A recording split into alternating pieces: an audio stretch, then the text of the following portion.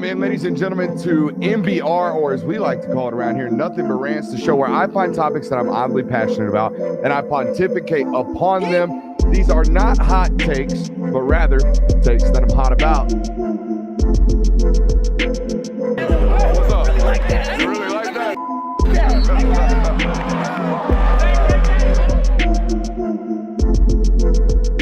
Let's shut up and grind some tape. Singing, just getting after it for like 4.5 or like 3 hours.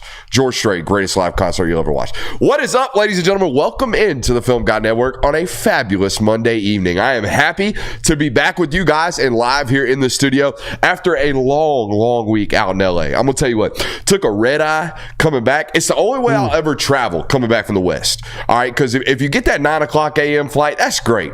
But your ass gonna land at 6 o'clock Eastern time and the whole day's cooked. Yeah. So I would just rather sleep 4 hours upright on a plane as long as I can, come home, get here about 7 o'clock, sleep till like 11, and then I at least have like a half of a day to do something. So glad to be back, glad to be home for sure. I want to open with this. First and foremost, I want to thank you guys for bearing with me while we were out there, okay?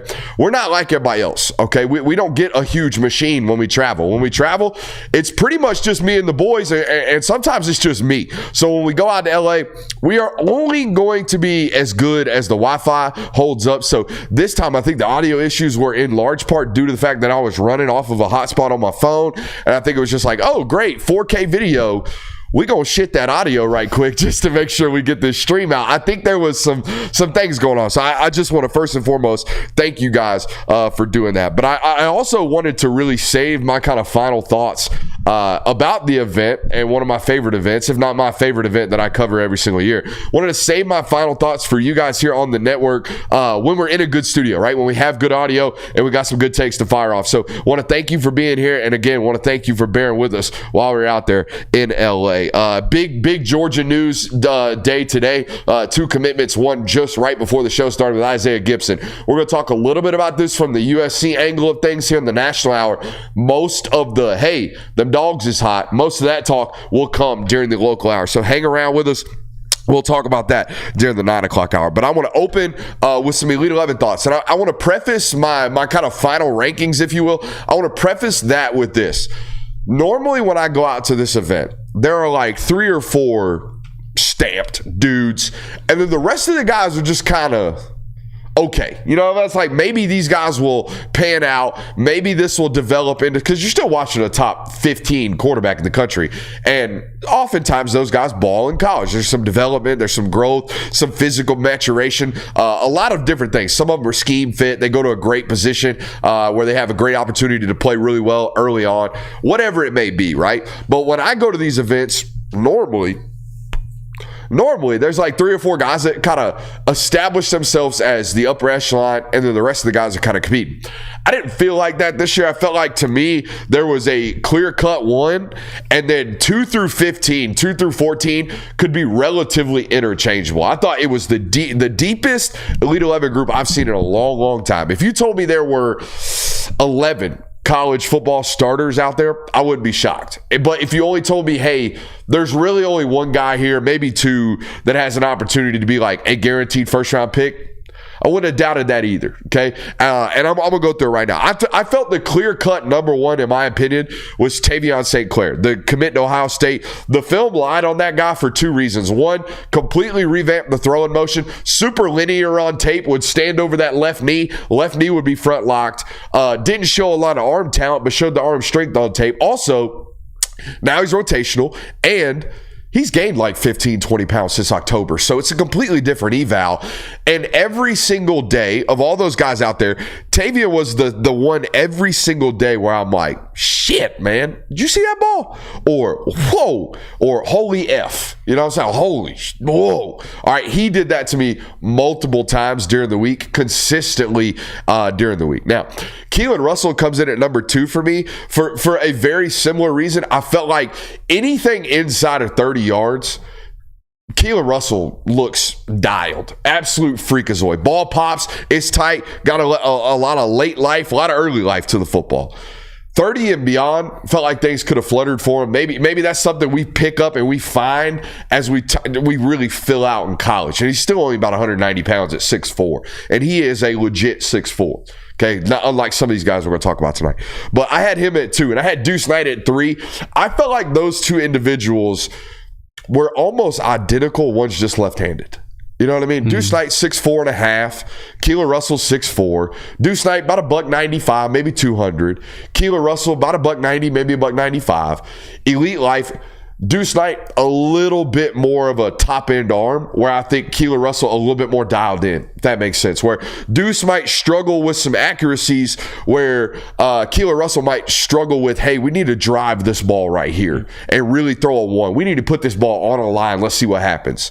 I like Deuce Knight's game a little bit more than Keelan in that situation, but I do think Keelan inside 25 is far more accurate. Number 4, I got Matt Zollers. I'm not going to say a disappointing week for me, but I would take Zollers tomorrow and I would draft him over everybody here if I had to draft him. And here's why. I think I could teach that dude how to spin the football, because that's all he's missing.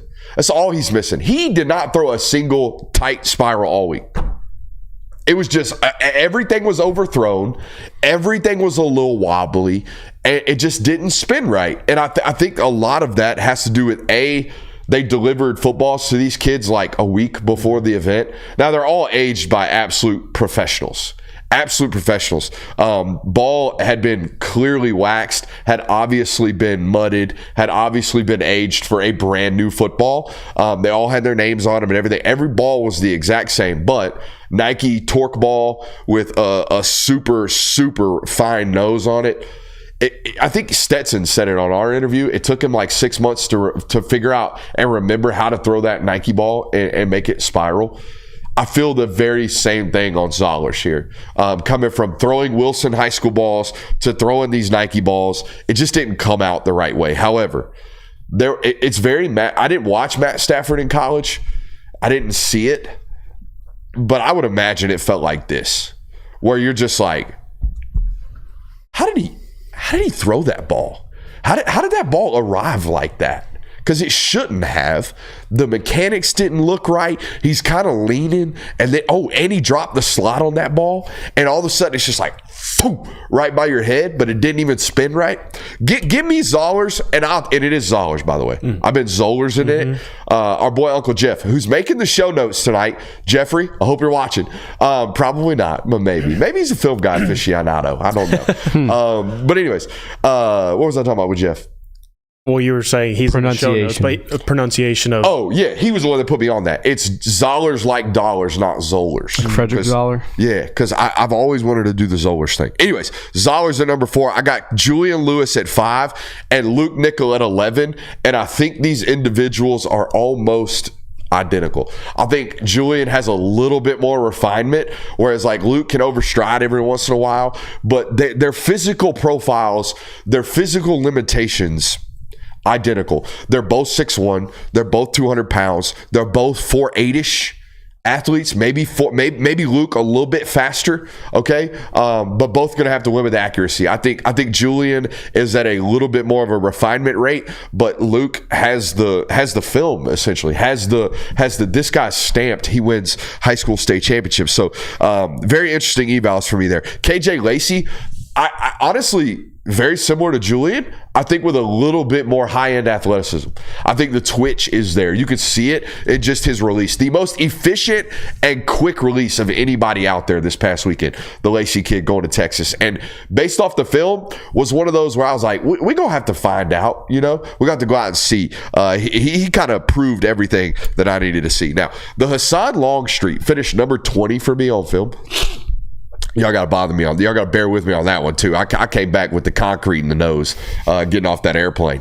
But anyways, Hassan Longstreet, I couldn't figure it out on tape, and I still couldn't figure it out the first night until I saw him throw the first ball. And I'm like, oh, okay, I get it now. Also, by the way, Hassan Longstreet, 6 foot, if that, maybe 5'11" and 3/4, maybe 195 pounds. 11-inch mitts on that dude. Lord. Yeah. 11-inch paws on my man Hassan Longstreet. That is why that ball comes out the way it does, I think. And the fact that he's I mean, he's put together at 195 pounds, but he's not going to get any taller. And I don't know how much more muscle mass you can possibly put on him. However, that dude was out there he was playing with a broke toe. He did that event with a broken right toe. And if you know anything about throwing a football, try to do it without your big toe on your back foot. It's basically your entire rotational force point.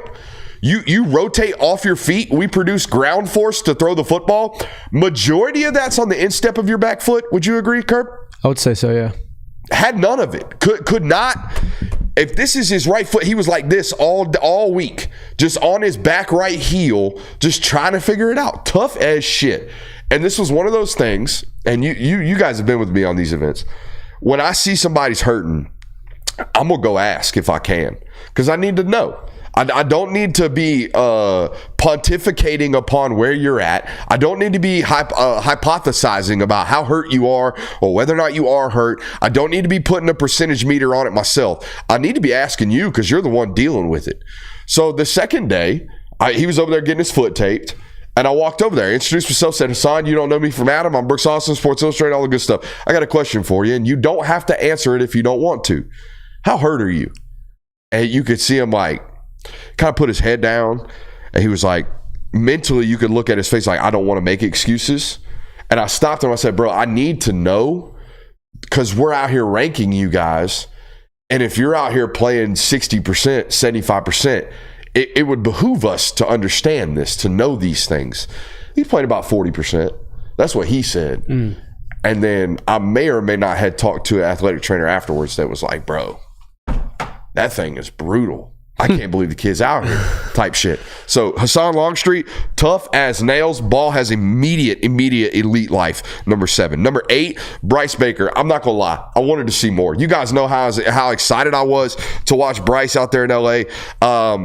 First day, just touch and go, and got long on me. Got real long on me towards the end of the first day. Didn't love that. Second day, bounced back a little bit on pro day. Day 3 was just kind of amongst the pack in 7-on. I thought it could have been better from Bryce. I got Ryan Montgomery in at 9. I got my boy Hawaii at number 10. I'm going to try here, Jaren. Jaren Sagapulatele.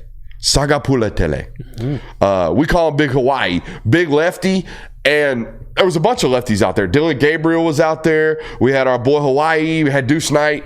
Of all the lefty balls, I felt like this had the truest spin. I didn't feel like it was uncatchable. However, heavy as a brick. I mean, heavy as a brick, arrived violent. I mean, you could see kids like really struggling to adjust to like, I got to have tough hands, not just soft hands here. When it hits it, I got to have tough wrist. I got to be ready for this because it was very, very heavy. He's a 3-star, the Sagapulatele kid from Hawaii. He going to make somebody real happy. I don't know where he's going, but I think he's going to be real, real good. So I like him a lot. And then at number 11, I got Luke Nickel, who I just think's solid. Just like we're going to talk about in the local hour. If you give me a bunch of A- across the board with an A+ brain, I'm good. I think I can win with you on the college level. However, if I'm drafting first-round draft picks, I'm probably going to take those first 4 guys off the list before anybody else, just because I'm kind of a traits fiend nowadays. After years of covering Georgia football and talking to that scouting department, they've morphed my brain into give me the higher ceiling instead of the good football player. For years, I would bring them good football players, and they would tell me over and over again, not big enough, not fast enough, not strong enough, not tradesy enough, whatever. And every time I'm like, what the? And then year after year, I watch them take good physical specimens and turn them into great football players. And I'm like, oh, that's why you pay your defensive coordinator $2 million. Yeah. Because he can coach. That kind of thing. Hey, welcome into tonight's show. We do have a loaded one for you. I want to stop here first and foremost, right? Because I said all of that. I ranked those top 11 quarterbacks. I think the top 2 quarterbacks in this class weren't even there. George McIntyre didn't compete. He had a thumb injury. And I am a proponent of Bryce Underwood. Really? Dude, he's 6'5". He's 220. He won a state championship in Michigan as a true freshman, as a 14-year-old freshman. And it's super, super lively. Just out of his hands immediately. Yeah, I'm very intrigued by Bryce Underwood, and I wish I don't know why he didn't regional. I just don't think he was elite. I don't think he likes it. Maybe I don't think he wants to be involved because he went to the On3 Elite thing. Yeah, it's not like he's opposed to media. I just think maybe he was opposed to this event. Didn't compete, nor did George McIntyre, who, if you made me tomorrow draft one of them, I'm probably going to still take Tavian St. Clair just because I told somebody this. Very rarely do you see humans that are that big and that clean. Like, Tavian St. Clair has no mechanical issues. He has no physical limitations. He can make every throw in the book, and he's accurate. It's just like 6'3", 220, stamped, verified everywhere we go. I'm going to take Tavian St. Clair. And then probably the other two guys, just because I haven't seen them.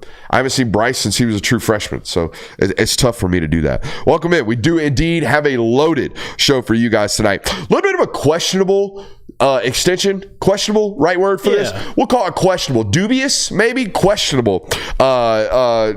Coaching extension, contract extension that was delved out. A couple of legendary coaches playing a little bit of expectation grenade on their, protege? Yeah. On their replacement. Very interesting to hear the words coming out of Columbus, Ohio, as of late. We are going to take a stab at predicting the teams that we think right now, today, you can put a stamp on it. That team's going to win 10 games this year. Lincoln Riley recruiting, going to make a little bit of an appearance tonight as the news hit before the show. We'll talk a little bit about that. And Pat McAfee in the show notes tonight. Don't know how I feel about that one, but it is what it is. I like to every once in a while talk about what's going on in the media landscape world as people who are involved in the media landscape world. So maybe we'll give you an introspective viewpoint on that right there. But first and foremost, got to give a quick shout out to our friends over at PrizePicks. If you have not already, head over to PrizePicks.com. Use promo code Brooks. You'll get a 100% deposit match. What does that mean? Put up to $100, you'll get matched instantly with $100 right there in your account. And it's a good time to play. Okay, Taco Tuesday coming up tomorrow. A lot of MLB baseball games going on. Tonight, there's a Game 7 in hockey. I'm pretty sure you can get some action on that. So if you're fiending, head over to PP right now. Get some PrizePicks.com. Use promo code Brooks. You get a 100% deposit match. I also want to take a quick second to ask you guys to go ahead and hit that thumbs up button. If you're over there on Twitter watching us, make sure you're tap-a-ruin that screen over there. That'll sling us up the boards. A little bit of a golf mindset going on with the Happy Gilmore shout right there. Anyways, it was a good day. Good day to be a dog on the news and the recruiting trail. Not so much to be Lincoln Riley. Make sure you're hitting that thumbs up button, like, subscribe, rate, review. Okay. Brent Venables. Brent. Y'all had me calling him Brett. Who wrote the show notes today? I did. I was typing them on my iPad, so he's a Brent. I ain't gonna lie though. I didn't realize that until I saw the news. I'm like, it's Brett? No, it's Brent. Oh, it is. Sorry, I read the show notes. Brent Venables kind of rolls off a little bit more naturally than Brent Venables. So tomato type thing with old Brent's name. If you go 75 again, you're Brent for sure. If you say it quick enough, it doesn't really matter. You're right, Brent Venables. Brent Venables. Just Venables. Venables. Breaking news today. Ready? Quote, a new 6-year deal. Oklahoma coach gets paid. Right? That was the headline today. And I'm sitting here thinking, like, why? What's going on here? Like, what about a 16-10 record? What about finishing 99th in defense and 49th in defense? What about that performance in your first 2 years as a head coach ever would give you a 6-year contract extension? And then I do some reading. Again, we read so you don't have to. I think as the years go on, that will ultimately diverge into we read because you don't. We read because you don't. If you actually read the article, you would have found out this ain't no 6-year extension. This is a 2-year extension on top of his already original contract with $1 million raise. And when given that way, Brent Venables gets an additional 2 years and a $950,000 raise. That headline, slightly different than 6-year massive contract extension, which is how it was relayed today. Is that how you absorbed this news today? Yeah, pretty much. Yeah, that's how I absorbed it first. And then I read and I was like, oh, y'all just gave him $1 million bump and added 2 years onto it and draped it into, yay, we're going to a new conference. Yay, we need continuity. Yay, I think you rushed for a newspaper clipping today. That's what I think. What if it's just Oklahoma basically saying, because like it isn't just massive pay raise, and it does seem interesting to go ahead and give this extension and this raise to a guy that you said is 16-10. Really hasn't proven anything yet as a head coach. There's tons of questions. We've even had questions proposed of like, does he make it out of this year? Which we've kind of put to bed of like, yeah, he will probably most likely. But I think this may be more so Oklahoma saying, does it get any better for us than Brent Venables to have him as our head coach? Because if you go into this whole discussion of you get rid of Brent Venables right now, then you got to go in this head coaching search. And I would probably say that whoever you hire as his replacement, you might end up paying more than you do Brent Venables. Yeah. So I think it's more so them maybe just saying like, we're good with this for now. We'll go ahead and give the extension. Speaking of payment, I mean, let's just be honest. Last year, he made less money than Billy Napier. Probably due for a bump. Right. Yeah. You know what I mean? You coach at Oklahoma, that's a top 12 financial job. You're going to be paid. Yeah, this to me was kind of Oklahoma coming out and saying, we have full faith in Brent Venables right now for the time being, and we kind of wanted to express that for the sake of recruiting, for the sake of the environment around our fan base of, you know, even the university doesn't believe in him. We went ahead and got this extension out of the way just so people can go to rest of, hey, you know, could Venables get fired this year? If you go 6-6 or 7-5, which was a discussion we were having earlier. I mean, this provides security. Everybody, again, the 4-star in Norman or the 4-star in North Texas sees this and they're like, oh, Venables, they believe in him, right? And that kind of just does the purpose in general right there. But I thought it was very, very... Why are they giving this guy a raise? Why are they giving him an extension? He's 16-10, and then you do the real reading, and you're like, that's a 16-10 contract extension when you're going into a new conference. That's exactly what that is. Mm-hmm. And we just draped it into. We do forward. Did you read the quote from Oklahoma? We do forward thinking on our coaching contracts. That's what we do here in Oklahoma. We try to get ahead of the curve. You know, going into a new conference, need some continuity. We have full belief in Brent Venables.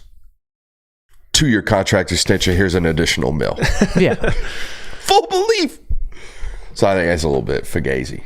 Yeah, I mean, I don't think this was any way them saying, like, we have our coach of the future. And like Chat's even mentioning, Jimbo Fisher got an extension before he was fired. So this doesn't mean he's going to be unfireable from here on out. It basically, it just was Oklahoma saying, we're going to go and pretty much put our faith in this guy and have public kind of feel like we trust him without breaking the bank, without making a financial decision that's going to bite us in the ass in 3 years if he's going 7-5.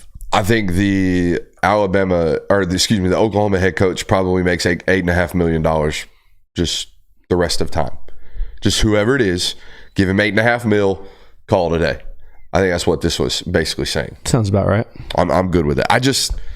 I get so frustrated every time. I write these headlines for a living, and I don't choose to do this. Should we do it more often? Probably. Business ain't hurting, but should we do it more often?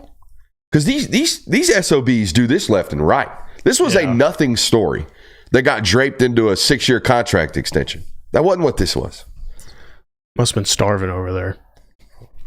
They've written all the Jackson Arnold. They've written all the Jackson Arnold articles they possibly could. I guess. All right, we're good on that one. Now, I love like, subscribe, rate, review. I love watching former head coaches just throwing grenades into the living room of current head coaches. And what do I mean by that? Well, everybody and their mama knows Ryan Day is under tremendous amounts of you better win pressure. Okay? He ain't under win or you get fired pressure unless he's like 9-3, and then they might cook his ass anyways.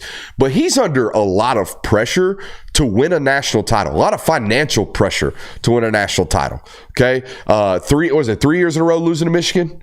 2 years for sure. Three. Since 3 years in a row losing to Michigan. And now everybody and their mama knows you got one of them ones type of rosters. All right, one of those, your ass better be playing in January for a meaningful football game, or we're going to be having a talk, a stern talking to. All right, that's everybody's expectations. And then the previous 2 national title winning head coaches that, predated this dude at Ohio State are just like, hey, I know y'all got expectations. Here's some more. Ready for this? Urban Meyer, quote, As of now, this is one of the most talented rosters in the last decade. Hell, maybe ever. He would go on to say, I've never seen anything like it. That's Urban. Urban probably got a little bit of bad taste in his mouth up there at Ohio State. Maybe everybody in Columbus probably not on the biggest I love Urban train. You know what I mean? Probably didn't end well out there at that one. You know, a little retirement. I'm going to go out to Jacksonville, get caught in the bar. Then I'm going to be back up on Fox. And we're going to come out for Big Noon Kick. Probably not great out there at Columbus. But he got a title. They love that guy, right? Jim Tressel. Oh, Sweater Vest McGee. Oh, Sweater Vest McGee out here. Not helping Ryan Day at all. Quote, I don't know if I've ever seen that many great players in that building. A national title winner. A guy that won 10 games a year until Terrell Pryor sold a bowl ring for some tattoos. And they're like, you got to get the hell out of here, buddy. I think people forget that one. Yeah, that Jim Tressel was out here getting fired because Terrell Pryor was like, hey, I got these bowl rings. Can I get my leg tatted? Like, what? Crazy time. But yeah, Jim Tressel, Urban Meyer, national title winning coaches, just like, hey, if that guy don't win a title, I never seen nothing like this. Expectation grenade right in Ryan Day's living room. I have a theory on this, and I don't want to make accusations of it, but is this Jim Tressel and Urban Meyer kind of doing this to make themselves look better, you think? Because think about it. If Ryan Day does go out and win a title this year, Jim Tressel and Urban Meyer have been on record saying this is the best roster ever. Of course it should happen. If Ryan Day does not win a title this year, Jim Tressel and Urban Meyer are on record saying this is the best roster ever, and he couldn't do it. Where we know deep down we have our own titles. I won my national title in 2014. I won my national title as Jim Tressel. Like, Urban Meyer and Jim Tressel are kind of saying this and giving these lofty expectations with the room for failure so big to where if it comes crashing down, it makes them look that much better. This is like the opposite of the Lou Holtz thing last year. You think so? Yeah. It's a tough team. That was Ryan Day as Lou Holtz. It's a tough team. It's a tough team. Not bad. Make it 3 subs. Look at the super subs coming in here. Let's get 2 more subscribers added to the Patreon Discord family. Best college football content on the web, says Joshua Armstrong. Armstrong, relatively new Patreon subscriber over there. Thanks, and Josh. that shows you just how much like addicting it is. I mean, within 24 hours being over there in the Discord, he's like, this is the greatest thing ever. You should try it out. Patreon.com/Brooks Austin. And thanks to our boy 910 Cooper. We got 3 available right now. So here's how this works. First come, first serve. Patreon.com/Brooks Austin. That's where you go. However, if you want to email brooks7711@gmail.com, email right now. I got 3 free ones. Whoever gets in there first, you will get your free subscription. Why is Ellis Robinson just now following me on Twitter? That's a little weird. Where are we at? He's probably watching. He might be. Shout out to him. You know, maybe he wants one of the free subs. We were just talking about how my theory is. Free subs. My theory is that Urban Meyer and Jim Tressel are doing this on purpose to make themselves look better. Ultimately, I don't think they need that. But they kind of have the personality of, let's just do it. Yeah. Do they strike? Urban Meyer definitely strikes you as a guy to do that. Urban for sure. Tressel popped out of the woods for this one. Yeah, that's what I'm saying. Both of these were WJC 10 local news. Yeah. It sounded like they were at some golf tournament, is what it read to me. They were obviously at some golf tournament talking or available for media questions, and they got pressed up on. Here's my question about all this. Okay. I don't know if you know Tressel's background. Tressel coached at Youngstown State up there in Ohio. He's an Ohio guy, coached at Ohio State, won a national title, did all the things with the tattoos and the Honda Accords and the you got to get out of here, go work for the Indianapolis Colts up in the press box and never to be seen from or heard from ever again. Jim Tressel just disappeared. I've never heard Jim Tressel. Never seen him since he left Ohio State sideline. That's how immediately disappeared he was. And then we got our man Urban Meyer, who, again, if you don't know the background, grew up in Ohio, went to Cincinnati. His first college job ever was as a graduate assistant at Ohio State. These are the state of Ohio born and bred dudes. Ryan Day has assembled a roster far and away better than anything those 2 guys ever put together. So my question to you, is Ryan Day a better recruiter and a better roster creator than these two individuals who were the definition of Ohio guys and the won national titles. If they can't do it at this rate and Ryan Day can, I think that says a little something about Ryan Day's ability to recruit. No, I think it absolutely does. I mean, he's consistently recruited really well at Ohio State. That's never been the problem. The talent acquisition or anything along the recruiting trail has never been the issue for Ohio State.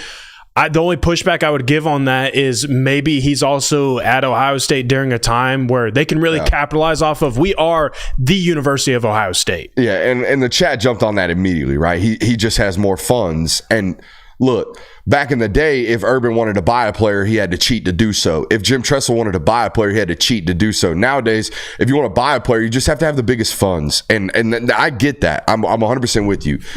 But I'm going to be honest with you. Apart from the transfer portal is different. They have spent an exorbitant amount of money on the transfer portal. Cable Downs is an obvious example. Julian Sand is an obvious example. Okay. There are a bunch of these. Will Howard, an obvious example. Quinshon Judkins, an obvious example of you went out, paid the highest price for the best player in the portal. That's great. But on the recruiting trail, apart from maybe Jeremiah Smith, Ohio State is not mentioned among the names on the trail of, man, they're spending a lot of money. Mm-hmm. Okay, those names jump out immediately. It was Texas A&M early on. It is no longer. It has always been USC in the promising of money. It has never been USC in the fulfillment of those promises. It has always been Tennessee because Spire Sports is incredible, right? They do a great job on their name, image, and likeness. It has always been, Miami. It's always in the mix. Ohio State's always been, they recruit really well. They're a national powerhouse. They win football games. Oh, and by the way, they're pretty well backed, but not like, holy shit, Ohio State just got in the mix. Now we can't afford it.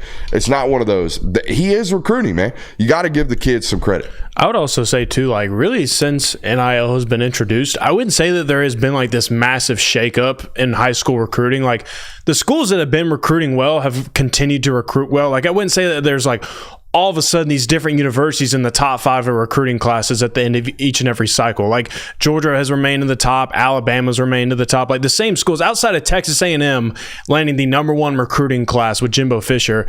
Things that like if you recruit well, you recruit well in NIL for the most part is what I'm getting at. Like it really hasn't been like this massive shakeup of like, oh, Ohio State all of a sudden is recruiting well just because money. Like no, Ryan Day and Ohio State have always recruited well. NIL is just now attached to it. But here's my thing about this. Does this make Ryan Day look better or worse? Because, yeah, he can out-recruit the Jim Tressels and the Urban Meyers, but he's winning at a far less rate. Yeah. I mean, you've lost to Michigan the last 3 years. Prior to that, they had like a 17-game win streak against them. So, you can recruit better, but it's almost to your detriment now. That's the last note I have. Can he win, though? That's the problem. I don't think there's any doubt he stacked the roster better than Ohio State's ever had. I mean, these two football coaches are sitting here telling you that. Guys that coached there, won titles there. But I think we're at a point now where Ryan Day probably wakes up every morning feeling as if I have to win a title. That's a lot of pressure for a man who dyes his beard. Jeez. 10-win teams? Bring it on. He dyes his beard, right? Probably. I mean, shit, I'm 30 and I got gray hair. And I ain't in one of the more stressful jobs in the world. Gotta dye it. Probably dies. Day dies, Freeman plugs. Big facts. There's no shame in either of those. I mean, no. I've made the decision to just let it go gray. Mm. Yeah, gray's fine. And here's why. Have I told you this? I think maybe at some point. I love the gas station up by the house. I do. I love the gas station up by the house. Good people. You got to have a good local return to gas station, especially when you're buying the Gatorades like I do, and the energy drinks. So, going to the gas station the other day, buddy got the full beard, okay, but the full like top centimeter is grown in 100% like white, not even gray, white. And then you can clearly see where Mans had painted the rest of it when it was fresh. So I'm just imagining like me who can't, I had to buy a special GPS like heart rate monitor watch that has extra long battery life because I can't remember to plug the damn thing in. So I'm just imagining myself coming to the video camera one day and, forgot to paint my face or forgot to paint my hair. And now all of a sudden I got a whole line of gray in my hair. And because that's what Buddy's got. And I'm like, all right, enough said. If I can't remember to do the daily habits like now, I can't be out here painting my head because you forget to paint once, then everybody knows you're a head painter. And I just rather go gray. Yeah, I mean, there's nothing wrong with going gray. Can't go away though. Can't go away. No, cannot go away. 10-win teams, huh? 10-win teams. Let's do it. 10-win teams. Murray just gave me a thank you text message. Thanks for coming out. Not a bad swing you got. You ought to see me throw a football. Should that be my response? You should. I mean, 100%. Why not? Murray. They had a picture of him that they were raffling away that he had signed, and I was on the glass finding me an expo and just putting Choochless on the top of it. It would have been erasable, but I think that would have been funny. Nobody else would have gotten it. No, just Murray. But that's what matters. 10 teams, 10-win teams. Now, our friends over there at 24/7 Sports, they put out an article, which I didn't like it. They put out an article where they listed the 10-win teams. However, the purpose of the article, because I read so you don't have to, the purpose of the article was obviously, hey, how many 10-win teams can we possibly create if we finagled these results just enough? For example, the SEC has 6 10-win teams this year, according to 24/7 Sports. Oh. That is roughly 40% of the league. I don't think that's going to happen. According to 24/7, they think it might. I think 24/7's goal was to just get as many reaggregations of this possible of other sites saying, hey, the mothership thinks we're a 10-win team. Because if you got 18 10-win teams, you get 18 reaggregation stories. And I think that was maybe the play here. However, I had a different spin on this. I think we should come to the audience and say, these are the football teams that without a doubt, I don't have to do any finagling. I don't have to do, maybe they win this one. Maybe they don't. If it was a coin flip at all, we didn't give it. You had to find me teams that were guaranteed to win 10 games. Do you want to hear my list? Let's hear it. All right. And if at any point you want to throw up a flag and be like, I don't know, really? Then he's out. All right. All right, here we go. Georgia. I've been off air for a week. We've been away from each other. All I'm saying is this. And you're going to do that shit? Georgia has one of the most difficult schedules. You can't tell me that there's not at least 2 toss-up games on that schedule. You heard it here first.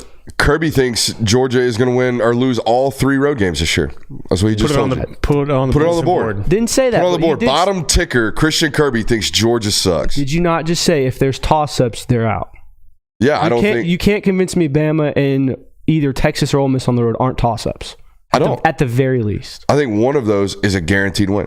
Really? I think Ole Miss end of the year. 14 I didn't say points. Ole Miss. I said Texas and Bama. Well, those are the 2. Okay. And then you get 10. All right. Either way. I was trying. Bro, off rip. Giving shit. I thought he was just joking. No, here's the thing. I have Georgia on my 10-win teams, but I also have 5 others. I got 6 others. Texas. You have 6? Yeah. Texas. And no disagreements. No disagreements. I don't have a problem with it. Ohio State. No disagreements. How about this one? Notre Dame. Disagree. They got Florida State and Clemson on the schedule. That's it. The rest of it's like a bunch of Purdue and a bunch of Utah State. Okay, the Notre Dame schedule is a breeze. It's honestly compared to an SEC slate this year, it's embarrassing. All right, let me read it to you. I got it pulled up right here. Okay, compare this to what Georgia's got to go through this year, what Alabama's got to go through, or what anybody not named Missouri has to go through this year. Listen to this: Texas A&M, Northern Illinois, Purdue, Miami of Ohio, Louisville, Stanford, Georgia Tech, Navy, Florida State, Virginia, Southern Cal. And Army in there. They got Army and Navy on the schedule this year. That's tough pull, honestly. You think Georgia Tech's a guaranteed win for Notre Dame? Yes. Really? They'll be a 10-point favorite. That games are in Atlanta in the Mercedes-Benz Stadium in the middle of October. That's so weird. That's weird. That's weird. A very weird neutral. That means y'all are probably going to be playing in Wrigley Field in a couple of years, right? Probably. That's pretty dope. That's pretty cool. I guess. All right, so y'all. I told you if you buck, it's immediately out. Y'all both bucked Notre Dame. I don't like Notre Dame on there. All right, so we'll take them out. Mizzou. I'm with you. I have them on there. All right, we got Mizzou.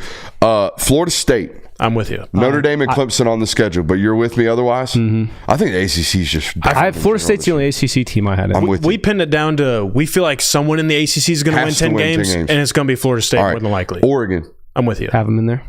All right. And that's all I got. All right. You didn't have Ohio State? No, he did. No, I did. Okay. I didn't have Bama for this reason. UGA at Tennessee, Missouri at LSU at OU. That's 5 really tough games. Mm-hmm. Yeah, that's okay. Fair. And let me ask you this: are they more likely to go 2-3 in that stretch of 5 games, or 4-1? 2-3. 2-3 is more likely. I'm with you. I'm right there with you both. I have them 3-2 in that stretch. Did you not have Ole Miss on there?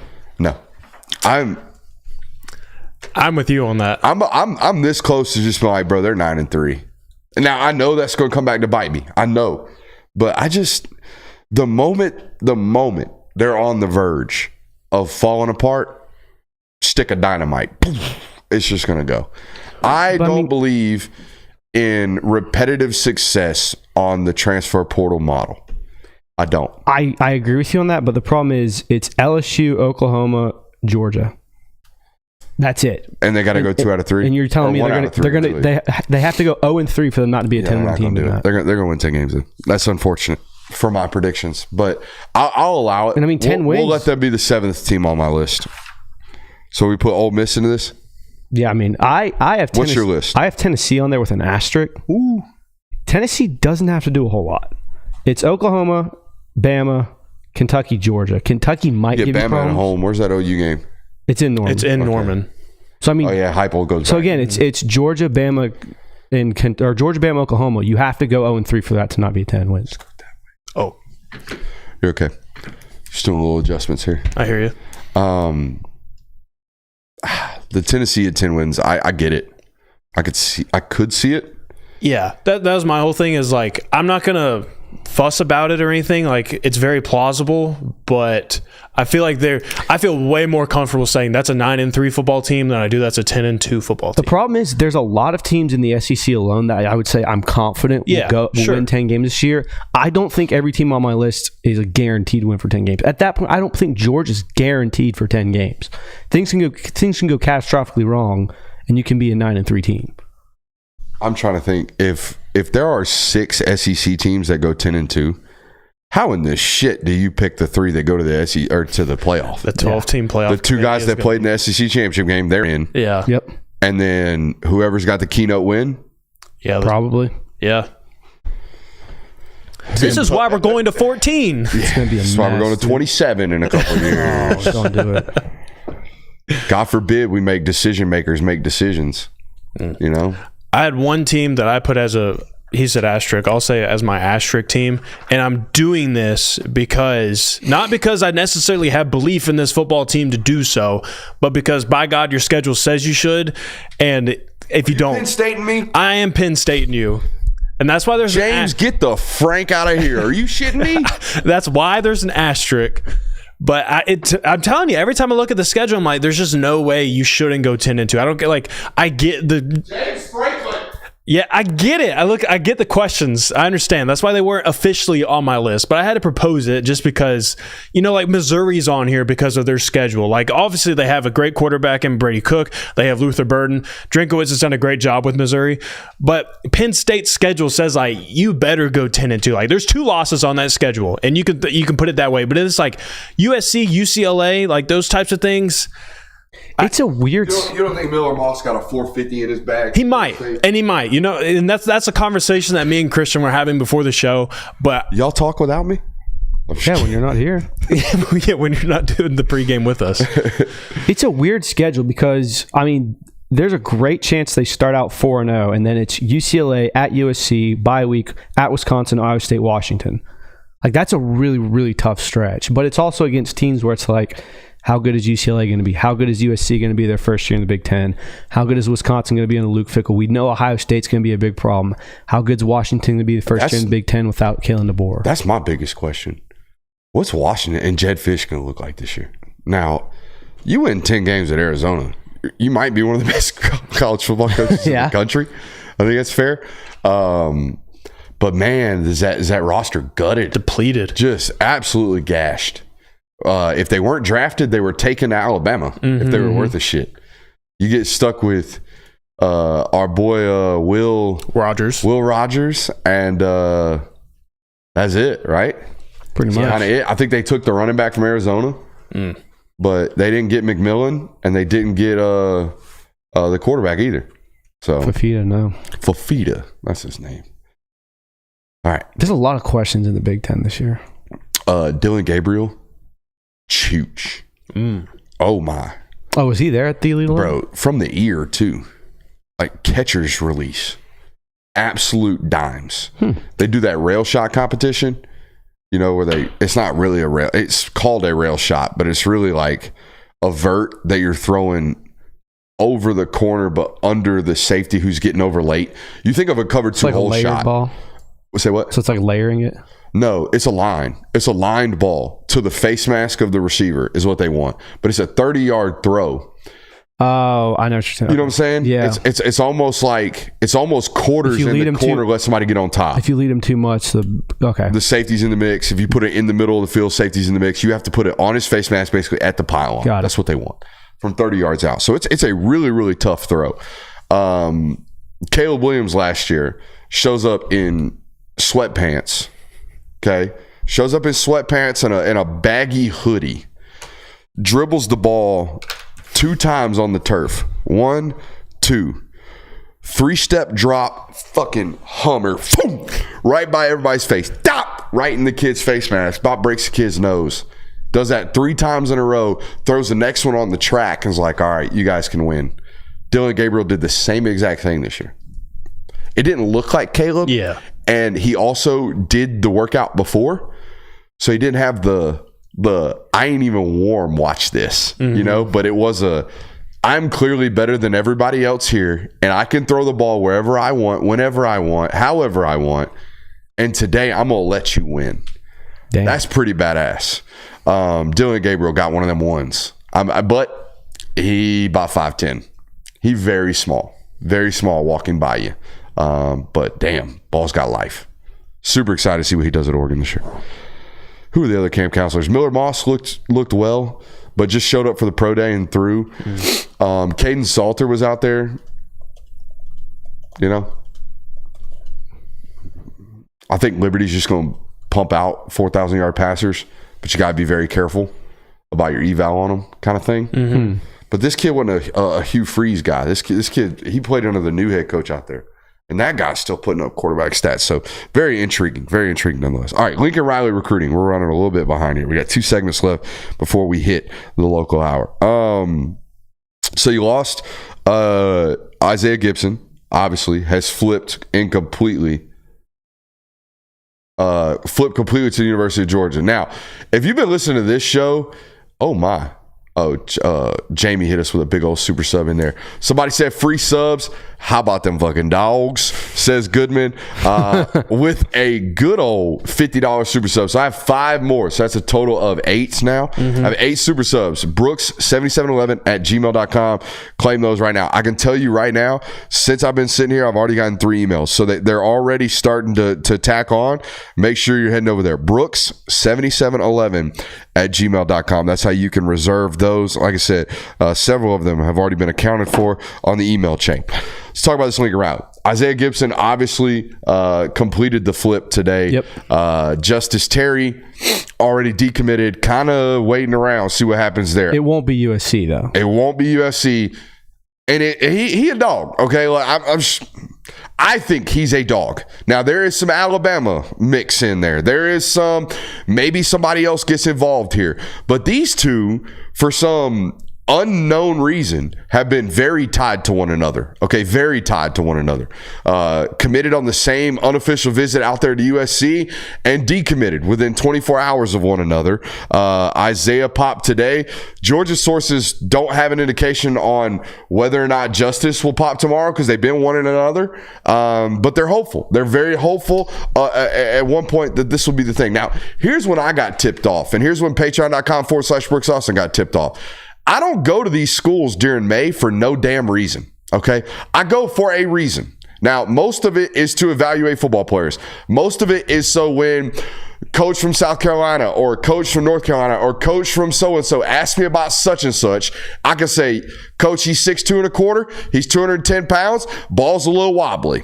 Or I can say, coach, takes great coaching. Coach, shit attitude. Absolutely bad. Just can't do it. Maybe I caught him in a bad day. Bad attitude. I can do these things. But the main reason I do them for your purposes as a Georgia listener or as a national listener is to find out a little bit about these recruitments. And it was very obvious, even when they were USC commitments, that Isaiah Gibson had eyes for Georgia and Justice Terry had eyes for Georgia. I think they both end up in the class. And I also think Elijah Griffin ends up in the class. I said this while I was out in LA. You're going to wake up in December 3rd? December 2nd is National Signing Day now, right? Is it 4th? It's one of the. It's early December. You're going to wake up and you're going to be like, damn, Trey Scott signed Justice Terry, Elijah Griffin, and Isaiah Gibson's hanging out over here in the edge room. That's wild. That's absolutely wild. I think it's going to happen. I do think it's going to happen. I've been on that stance of I think this is going to happen for a while now. Okay. Also, it was kind of funny to watch the world be made aware of the Caleb Downs news that your boy broke in February. Literally. January 22nd. We didn't talk about January. that. We didn't talk about that. Oh, you playing offense? The reaction was weird to it. Yeah, it's like, why would you do that? Why Ryan Day's an idiot? Why are you making him running back? It's called a promise. Is what it's called. It's called, hey, what is it going to take to get you? X amount of dollars, and you want to play 8 to 10 totes? He's not going to be a feature back. Yeah, I think a lot of people read that as like they're making him a running back. It's not what it was. No, they might as well have labeled him a gadget player. Yeah. We're going to get Buddy 2 jet sweeps and a tunnel screen. Heisman. That's what that is. That's a Heisman play all day. But look, back to the Lincoln Riley thing. I don't discredit him. I'm not going to give him any blame because I wasn't giving the dude credit when they were committed. Guys, Clay Helton, shout out to Georgia Southern, doing a great job down there. Clay Helton got Michael Williams to commit out there. Now, was that Clay Helton getting that commitment, or was that the weather? Was that Los Angeles? It was probably Los Angeles, dog. It's got very, very little to do with whatever the pitch was from Lincoln Riley or whatever the pitch was from the defensive line coach. You know how I know? Because when Isaiah Gibson decommitted, one of the very first quotes that was slapped on Twitter was, I'm looking for a place where I can play some real football. Huh? What? A little bit of a shot there is what it kind of felt like, but it wasn't. The reality was, I went out there and LA was beautiful. And I committed because the vibes were high, man. God dang, the vibes were high.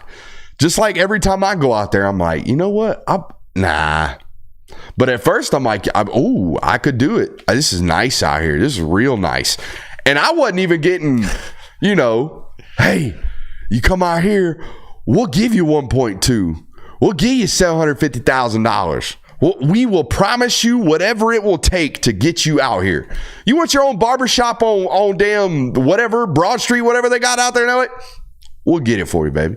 We'll make it happen. We will do anything we can to make sure when you leave here, you are announced to the world that you are a USC Trojan. When in reality, dog, that shit ain't flying. You ain't gonna end up in that school because reality sets in when you get home and you start having real football conversations about, hey, you want to live in LA, dude? Well, guess what? You can buy 4 houses in LA when you make $100 million in the NFL because you were a first-round draft pick out of the University of Georgia. I don't blame you because I wasn't giving him credit. I wasn't giving Lincoln. I wasn't standing on the table going like, Lincoln Riley finally figured it out. No, them South Georgia boys finally figured out what LA was about. They went out there, had some good time, got a little commitment happy, came home. They was dog all the way. That was the vibe here, and it will remain the vibe for the remainder of the time. So I'm there with that one. So what does he get blame if Juju goes elsewhere? Ooh, now this one, he gonna end up in the NFL if that happens. You think? What's his plan? Where's he going? What's he got? If Julian Lewis does not end up in the 2025 class, who's playing quarterback for USC in 24 months? Mayava. Huh? Mayava. Okay. That's the option.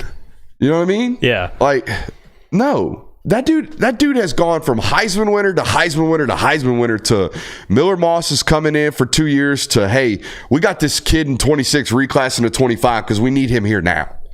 And now that, to me, if you had to pin me down right now today and said, does Julian Lewis end up at USC? I would say no. Because nothing about the behavior from Julian Lewis's recruitment process as of late tells me anything about him wanting to go to USC. It looks like they are searching for, and this may not be the case, but on the surface level, what I have been watching the last 3 months from Julian Lewis is, hey, will anybody pay me enough to not go to USC? Because I'm really not trying to go to USC. Colorado, what you got going on? Hey, Georgia, what's going on over there? They ain't gonna do it. Hey, Hugh Freeze, you a little happy for a high school quarterback. What's going on with you? But I don't think they want to end up at Auburn either. I think right now, today, I would say just go to Colorado. Just take the keys like you did on that Instagram page.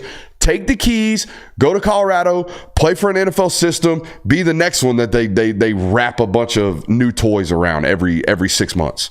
But it does not look, nothing about his behavior says I want to be a USC Trojan. Because you know who needs momentum right now more than anybody? His class, the class that he is in right now has, I think, 15 commits. Maybe, no, it's 11. They have 11 commits, and they're ranked 18th in the country in the consensus rankings. Will you look that up for me? They need recruiting momentum terribly right now. 11.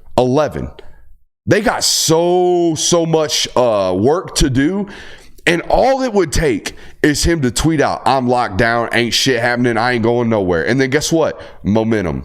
But it ain't happening right now because it does not look like he wants to go anywhere. He wants to go anywhere but USC is what the face of it looks like right now. Mm-hmm. I would agree with that. So, yeah, I think if Julian ends up elsewhere, there's just no plan. There's just no plan. Yeah. And they did it that way on purpose. They didn't recruit anybody in 25. And they're at the point now, they didn't recruit anybody 25 because they thought he was coming in at 26 and they were just going to take the year off. And now you're at this situation where it's like, well, shit, if Julian doesn't come in here, like you said, we got to hope the Maeva kid that came from UNLV is good. Yeah. And we don't know that to be the case. Now, if he ends up there, you got 3 or 4 years of really, really good, competent quarterback play in a Lincoln Riley system. They will look like what they look like with great quarterback play. Mm-hmm. And I think they'll be above average to really good even this year with Miller Moss. But you ask me what happens if Julian off to the NFL? Yeah, is what I would think. Makes sense. I think the same thing about Colorado. I think the length, and now he's saying different things in the media, but I think the length of Deion Sanders' run at Colorado is the length of competent quarterback play. Wherever he's got that, whenever he's got that, he'll be there. So you think Deion would go to the NFL? No, I don't think the NFL would hire Deion. That's what I was. I don't. You just don't think Deion? I just be done. I mean, why? First of all, I wonder sometimes why he's doing it, other than the fact that his sons are there. He wants to coach his sons, but I mean, why in this shit would you ever coach college football right now when you're Deion Sanders and you can make $3.5 million sitting at the desk? Yeah, doing this. You could take Brooksy's job and get paid an exorbitant amount of money.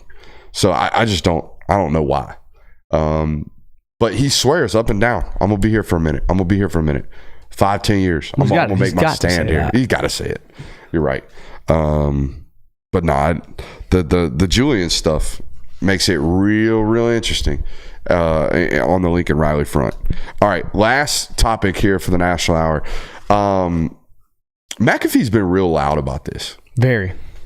Did he leak out that he said publicly that he didn't have a contract? Is that what he tweeted out? I believe so. He was the one that made the statement. I think it was like an interview comment, but he did. It was in passing. Yeah. He said it. Yeah. Okay. So Pat McAfee currently does not have a contract with College Game Day, and I know this isn't football related, but this is, everyone loves the show. Everyone loves College Game Day. This is NBA on TNT. This is what this is. All right, for college football, for football in general. I don't even think a pregame football show has this juice in the NFL.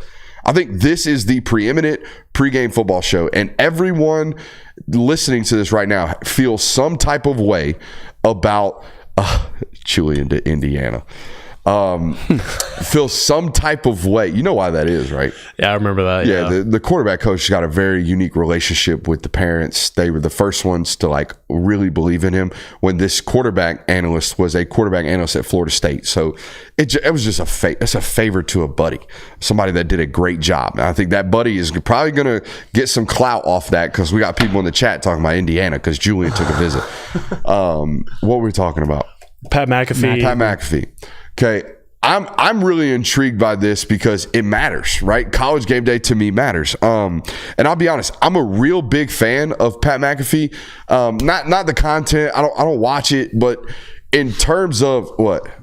Just keep going. In terms of that guy has reached the pinnacle of this industry of doing this right here, giving these content suggestions into a microphone. He has reached the pinnacle of this with two things: the most leverage I've ever seen an individual manage to do this with, and also the freedom. This guy's got more freedom than any content creator I've ever seen work at the pinnacle of this. For Christ's sakes, he can say fuck on ESPN. Never thought we would get there. Never. Okay. But he gets to do that. And he has done that. And as someone who like really aspires to do this thing kind of with our own ragtag bunch and attacking the world and going after everybody with the most of veracity as we possibly can. Okay. I admire and respect the fact that he has done that. That being said, I think College Game Day is one of the very few shows or very few entities that we have in this world that are just bigger than one individual. I think they're bigger than Kirk Herbstreit. I think they're bigger than Lee Corso. I think they're bigger than Reese Davis. I definitely think they're bigger than Desmond Howard. I definitely think they're bigger than Pat McAfee. However, every time Pat gets on that show, it feels like Pat's got to take it over. And that's just Pat's inclination. That's just how his vibes work. That's just who he is. But I don't turn on College Game Day to watch Pat McAfee take his shirt off. I don't turn on College Game Day to watch Pat try to take over a segment. That's not what I do. It's not what I do at all. I tune into College Game Day to watch College Game Day. I don't want to leave thinking, hey man, Pat did a great job today. So-and-so did a great job today. I just want the product. I just want them. I just want that. And I think that's how everyone's kind of felt when they get kind of turn offish against Pat McAfee. And I completely understand that. However, all that being said, he's not my vibe for College Game Day.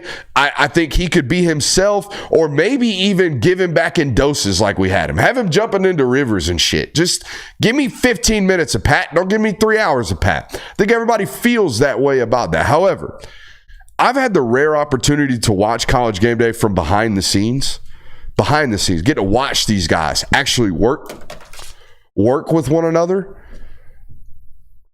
I don't think anybody on that stage loves anyone more than they love Pat McAfee. I would watch them do segments. Pat would be standing up and he's reading cue cards, but he's so unnatural reading cue cards that he's like nervous and he's standing on the stage like reading them like this, and then he'll get done with the read and he'll sit down and you'll see him take a big deep breath because he's not used to doing these things. And I could see every time he got done talking, I could see Herbie lean over and be like, hey, great job. Hey, keep going. Great job. In between segments, commercial breaks, dudes are just duding it up. Now, Desmond's over there doing his own thing, but the other guys on the stage love that dude. So I'm very perplexed. I don't like him on it. I like him. His teammates clearly love him. So it's all on the audience at this point. Yeah, and it's a very polarizing audience feel of Pat McAfee. You either get the people that absolutely love Pat McAfee on College Game Day, they think he's a great fit, they think he brings the juice, and then you have the other crowd that's like, get this obnoxious screaming dude off of my screen right now, because that is not what College Game Day is. So if that's the case, it's a coin flip essentially of like whether or not he's going to be on College Game Day. I've told TV executives this about myself. Like, you're not going to get just straight positive feedback from when I'm on air. Okay. If you hire me, somebody was like, we want you to be the next, so-and-so. And I'm like, hey buddy, everybody likes that guy. Not everybody's going to like me. All right. I'm personally okay with that. At first I was not. At first I was like, damn, the 7th time being called a fat douche kind of hurts. You know what I mean? That was early on in my career. But now I'm like, people going to like you, people going to hate you, but they're definitely going to have an opinion. That's kind of the way I've settled on this. So I understand the people not liking you thing. I also think it is a very, very good thing for his career that people have a visceral reaction. Yeah. That is great for you in this industry. Now, it makes it hard. It makes it hard to not check your mentions and watch when people tell you suck. But it is what it is. Yep. Any thoughts? No, I agree. I think that McAfee is one of these polarizing personalities, and he typically sticks with the younger generation, whereas the older generation that's been more traditional watches it and it's like, what the hell is this? This guy is just a joke. Now, I don't think he's a joke, but I do think that a lot of people see him that way. So I do agree that he can be a little much on a show like College Game Day, and it does seem like they're kind of trying to fit a round peg in a square hole or vice versa, but I like him. I like what he brings I like the energy that he brings. I understand why people don't like him, but again, as long as people have an opinion on you in this industry, you're doing your job. They don't have to like you. They don't have to hate you. But as long as people are talking about you. I also think the reality is that payroll for that show just got increased by about $2 million the moment Nick Saban showed up. So yeah, it is what it is. Red line's a red line. I think there was also kind of a vibe that McAfee was kind of fucking that vibe up. Not even that, the replacement for Lee Corso, or was going to be kind of the upcoming, the predecessor to what Lee Corso was. And I think a lot of people rejected that instantly because they are very different. All right. We have a very different hour of content coming up right now. Local hour. Love you. See you in a second.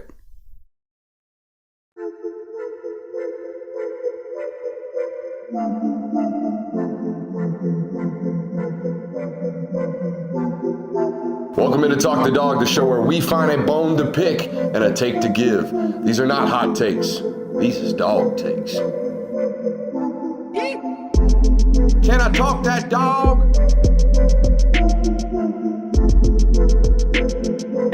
What's up? You like that? You really like that?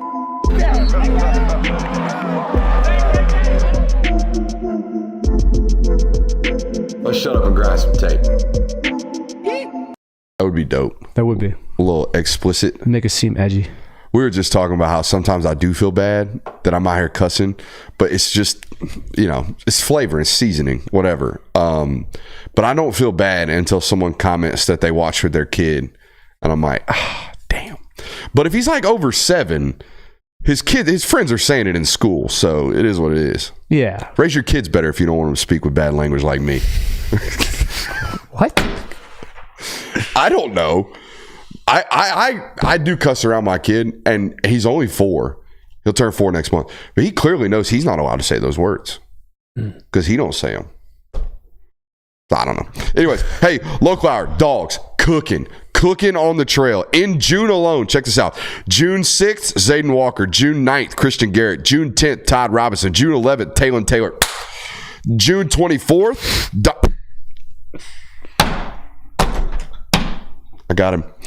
June 24th, Dontrell Glover and Isaiah Gibson. Okay, it's been a tremendous month for the University of Georgia here in June.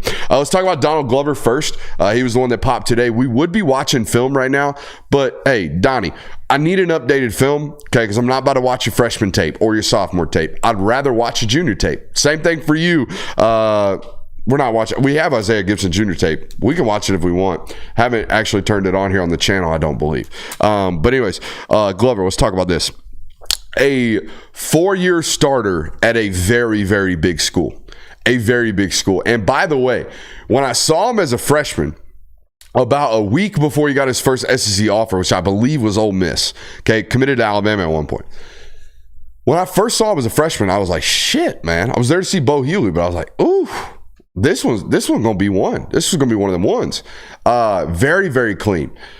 I don't know how much bigger he's gotten since that very first day I saw him, but he has certainly gotten better, and that's always the important thing. I had a very good suspicion that Georgia was going to take this guy and get him in the class. The moment I rolled up on campus this spring, and Stacey Searles is there with the biggest damn smile on his face you'd ever seen. He was so excited to watch this kid at practice, And you eval like this and you play like this with a coach with the Power G logo on his chest, you're probably going to end up in the class. And that's the way I felt about this, especially when you're an in-state kid. About 6'4", I would say he's about 300 right now. This maybe 305, maybe 310, depending on how heavy he is, how heavy he carries it. But this ain't your normal one, right? I feel like, and it's great that Stacey did this, and it's great that Stacey Searles can do this. But I felt like last class you just took 6 really big tackles, and you hoped that someone would learn how to play guard or be willing to learn how to play guard. It's been a minute since you've signed a true guaranteed interior offensive guard projection, right? I know you signed Malachi Tolliver last class, but that's not really in the mix here for what we're talking about. This is a true, verified, going to come into college, be an offensive guard, maybe a center projection. And he's just a brawler. He's ready to do that. He's ready to move 3 techs off the point, right? He's ready to solo block shades if you make him play center. Whereas some of these tackles that you're recruiting that their whole entire life have played tackle, like Daniel Calhoun, for example. Daniel Calhoun, when he got to college, it was like, hey, let's try out this guard thing. And then he moves in there to guard, plays well because he's really, really good, but he's eventually going to kick back out to tackle, and that's where he's going to probably settle. Where I don't love just assuming that everyone can make the transition, because it's not that easy for everybody. You know what I mean? It's not that easy to be like, all right, well, I get to play standing up with my chest exposed, and now all of a sudden I'm gonna have to put my hand in the dirt with my chest, my rib cage on my knee plate. My thigh board, that feels very, very different to me. All right, now my steps are 6 inches instead of 8 inches, or 3 inches instead of 9 inches, because out there I get to play with a whole lot more space than I do when I'm in here. Those types of changes, I don't just love every time. To be like, he'll figure it out. No, Willie. Give me the guy that's clean there now every once in a while. And that's exactly what they got in Donald Glover today. Dontrell Glover, I should say. Love it. What the hell was a thigh board? Uh-oh. Demonstration time. Thigh board. Rib cage. Tackle stance. Rib cage. Thigh board. We all see that? That's a guard stance. This is totally different than this. We all can agree. It's a good visual demonstration. I'm telling you, bro, had we not built this thing, we'd been screwed. I've been sitting there trying to get my big ass in a frame, and now you can go over there and just throw me over there. Don't crease the ones. These are the daily drivers, dog. These get creased. I wear my sneakers too. Dontrell Glover, good football player. A really, really good interior offensive line projection. And you needed him. Yeah, I mean, I'm looking at the replay. That's a little toey in the stance. Do it again if you probably could have set back at my heels a little bit more. Play on the insteps. You're rusty, man. Yeah. Washed. Shout out. Isaiah Gibson, huge. Big. Huge. I love telling you guys when I didn't see it at first. I love being wrong. I don't mind being wrong at all. I was a little bit wrong on Isaiah Gibson. And I want one of you guys to try to riff for like 90 seconds so I can find the comparing photos of Isaiah Gibson between last spring when I saw him and this spring when I saw him. Okay, give me an Isaiah Gibson rundown. 6'5", 265. Go from there. I mean, the big question is now, is he going to play interior? Or is he going to be an edge rusher like you kind of have with Michael Williams now and things like that? Sources say, Isaiah, hope you don't dislike this. Probably immediately going into Trey Scott's room as a defensive end. Immediately. Dude, he's going to be 275 before he enrolls. Hey. Well, I lost my train of thought now. But eventually, that's not a bad thing for either one of them. I think Isaiah Gibson is probably going to fit on that DN line more better than you would say he's probably going to be on the edge. Plus, I mean, like we've learned, even if you start out as a defensive end and you're in Trey Scott's room, they don't have an issue of taking to the other side and say let's go ahead and see how that goes too. I mean, it's not like you're pinpoint down to this position because we say so. My question coming into this was, is he Was this a kind of a Justice Terry situation where they had to get him back from USC, or was he kind of a dog all the way through? Because he wasn't originally committed to Georgia, was he? Who's that? Gibson. No, Terry was. Gibson never committed prior to this. So that, yeah, I think it's going to... I don't know if it's a better fit for him at DN. They're going to put him there, though, just because he's going to be so damn heavy. Well, I've certainly stacked up on the defensive line class already. I'd say that's like the one position. Like, I guess we've already talked about how Justice Terry likely to join the class, and also Elijah Griffin as well. But I mean, they've already gotten quite a few names in that room. They got the Ikanagbone guy. Yeah, they have Christian Garrett. Nailed it. Yeah, I certainly did. They got Christian Garrett as well on the defensive line, and then you're going to add in all these names. Like, it feels like this defensive class is wrapping up rather quickly. I found it. Ooh, this was Isaiah Gibson. Jeez, dude. This was Isaiah Gibson this time last year when I went and saw him. Okay, y'all know I'm a swag hound, right? Not bad. Not bad, but no calf definition, no quads, just a long-armed. He ain't even got a belly on him yet. Mm-hmm. You know what I mean? Very like lengthy. he's just standing awkward. Okay, not a 5-star in this photo, in my opinion. Okay, now zoom back out before everyone sees my dipping teeth. All right, let's get a photo from recently. All right, let's go check the text. Here we go. Now look at Buddy. This is the same pose. Okay, same exact pose, same exact field, everything. 12 months later. Mm-hmm. That is a different football player. Yeah. Mm-hmm. Okay, even in how we wear our damn pants, that is a completely different football player. Also, love the shot right there in the corner. We were watching our own Twitter, so you can see both shots. Okay, that is a 5-star. That individual is 265 pounds. That individual has an 85-inch wingspan. That guy should play at Georgia, not USC. You get what I'm saying, though? No, yeah, for sure. And here's the deal. Talk to his head coach. Forget my Shams, I think his name.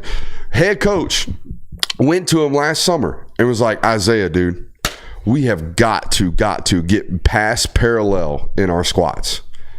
We're becoming tight-hipped, and we're just destroying our growth potential in our quads and in our ass. Okay? Well, there you go. Right? We work at it for a while. We get better at it. That's a completely different football player. Now, he was a 5-star the entire time. I was dubious of it originally, and then we see that develop. Is there a way to look at someone and be able to say, like, okay, they can make a transition like that, or to look at someone and go, okay, that is the maximum potential that their bodies can get to? Because there are guys that look like that do get parallel on squat, that do all the right things, and that's just their natural build. Frame, Genetics, and development, coaching and development. Those are the three things I think most impact that, right? Like, he already had the 6'5", 85-inch wingspan. Okay, he had the room to put on all the weight. Okay, he had the genetics to do exactly that, and he obviously had the coaching and development. I don't care how smart you are. I don't care how hard you lift. I don't care how good your coaches are. If your genetics and your frame short you out, then it just shorts you out. Yep. You're only going to get as big as you possibly can get. But no, I take that back to an extent, because I do think there are certain schools that do a tremendous job with strength and conditioning in the high school level. Off the top of my head, the number one school for strength and conditioning, in my opinion, Newton High School. You go watch a Newton practice and you're like, shit, does every single kid here just live in the weight room? And Coach Skelton's, the answer is about yes, they basically do. But there are certain programs that are like that. Warner Robins, in my opinion, is more known for damn, them dudes love football and they tough as shit. Tough as hell. Fight broke out within 15 minutes of that practice. Nice. I mean, immediately. Coaches didn't even worry about breaking it up. It carried on into the water break. And then once somebody won, that was that. I mean, it was a 40-yard fight. I shit you not. They started at the 40 and ended up under the chute in the end zone. Good God. It was gnarly. It was awesome. I had goosebumps. Helmets down? Right until the end. Let's say that's once Buddy hit the hip toss and the barrel roll underneath the chute, helmet popped. And then that was that. Yeah. Other thing about this, you come out of Warner Robins, I know you're going to be tough. Because they don't allow anything other than that down there, both from a cultural standpoint, and the football in general will not allow this. Okay. And I think the number one reason I hear nowadays, so-and-so's not working out at Georgia on the defensive line in particular, he's not tough enough. That's what they need, man. They need guys that are willing to run their face into a wall for 3.5 years and do so at practice too, because Georgia's going to practice harder than everybody else. And that's the hard part. You got to practice tough to play tough first. And this is going to be a tough son of a bitch. So really, really good addition to the class today in the form of Isaiah Gibson. And I do think Justice Terry is a very quick follow right after. I don't know how quick, but I don't think there's any doubt he ends up at Georgia. Any questions about those two football players? No, I think we've covered a good bit about them. I'm down for both evals. I'm definitely down for being wrong. I love being wrong on kids because I know that if I'm wrong, it means you got better, and nothing makes me happier, honestly, or I'm just wrong, which I'm fine with being wrong. It's not bad to be wrong. Quick shout out. Okay, I'm going to give a quick shout out to ESP. This is the foundation that we play golf for today, Big Ball for All. It is a very, very solid foundation that Aaron Murray's been associated with for quite some time. I did some quick math. I think Murray raised about $70,000 today. Bare minimum. Murray, and great football player. Everybody knows that. Historic success, right? Record-breaking success. Just a tremendous human. Top to bottom. Every time I see him, I would never in my life have a bad thing to say about that guy, except for the fact that he's been dodging a comp for a long time. And I think he's just going to dodge me for the rest of the time on that, but that's okay. He invited me to his golf tournament, so we're good. 2 golf tournaments in 2 weeks. How'd they go? Any fun takeaways? Any fun stories? First golf tournament was over there at Chateau Elan. It was Nolan Smith and Andrew Thomas's conjoined charity golf tournament. Boy, I was dialed in that day. I've never played a 4-man scramble and had to be the mulligan guy. You buy mulligans and all this shit at these charity tournaments, and never ever have I been like hey bro, we need this bad. Can you make this happen on a golf tournament? And I was that guy. During that day, just dialed. The wedges were pure. Okay. And then, today was not that. Today was not that. That's golf in a nutshell. I'm sorry to hear that, man. I couldn't feel a damn thing. Normally I'm athletic enough to be like, I'm a little outside in today. We're going to fix this. Or I'm just not closing the club face. I couldn't. Just dog shit today. Absolute dog shit. I got a final eval for you guys. You want it? For who? Ryan Montgomery. I got a final eval for you guys. Of Ryan Montgomery. Now, I told these guys this before the show. When I get done with doing the microphone stuff, or when I watch myself, when I'm self-critical or whatever, I watch myself, I'm like, damn, you're pretty good at what you do. Like, I know I'm good at this. I feel as if I am good at this. The writing stuff, I know I got into that. I have never looked at my writing as something like, damn, I'm elite. I'm a really talented individual at this department. I think I just get it done. I think I just get the job done on the writing front. That article I wrote about Ryan Montgomery, the final eval article that I'm going to read some to you today of, I think it's one of my best articles I've written in a while. Okay. It was tremendous. I think you should read it. Okay. Final thoughts, Ryan Montgomery. Google it. You'll find the article. I think you should read it, but I'm going to read some of it to you today.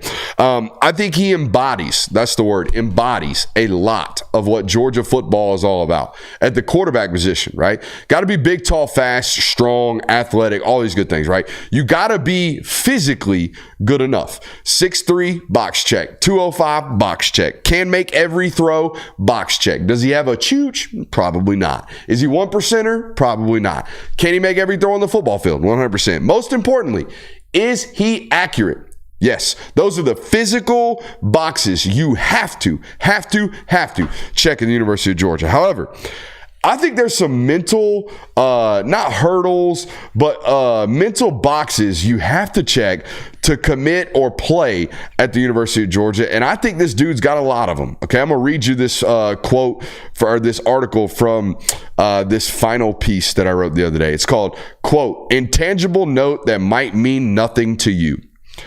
Quote, "Some of the quarterbacks out here prefer to take the 7-on-7 portion of the event's snaps in the shotgun. It's pretty common considering the nature of offensive football today, so there has to be another quarterback to snap the ball during these 7-on-7 portions at the Elite 11. Montgomery snapped his rotation and then stayed in there serving his teammates, okay, by snapping the ball for the remainder of the time. I stopped counting after the fourth quarterback. They were doing 15-minute rounds. That means for the last hour and a half of this Elite 11 event, Ryan Montgomery just sat there and snapped footballs to the people he was competing against for a good hour and a half with a smile on his face. Never once asked for relief. Hey, you're up next. Can you come do this? Never once.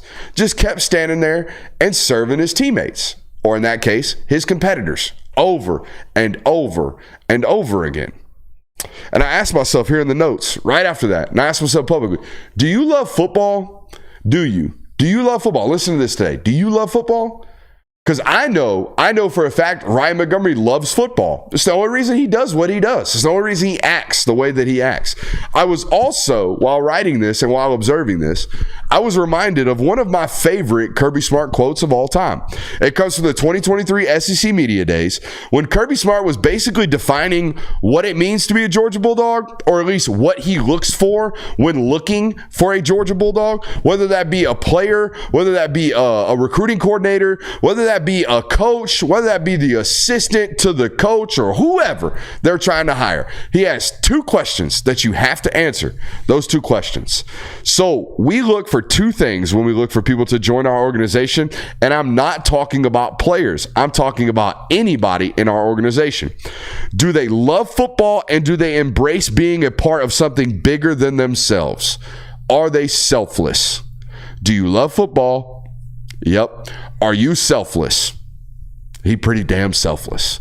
I think there's a lot here, man. And I was texting a source about this while I was in LA.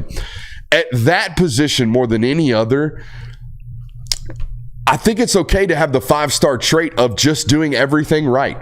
Doing and saying everything right. Because nothing's more distracting than a quarterback saying something he wasn't supposed to, or a quarterback doing something he wasn't supposed to, or a quarterback just not being able to consistently show good decision-making processes.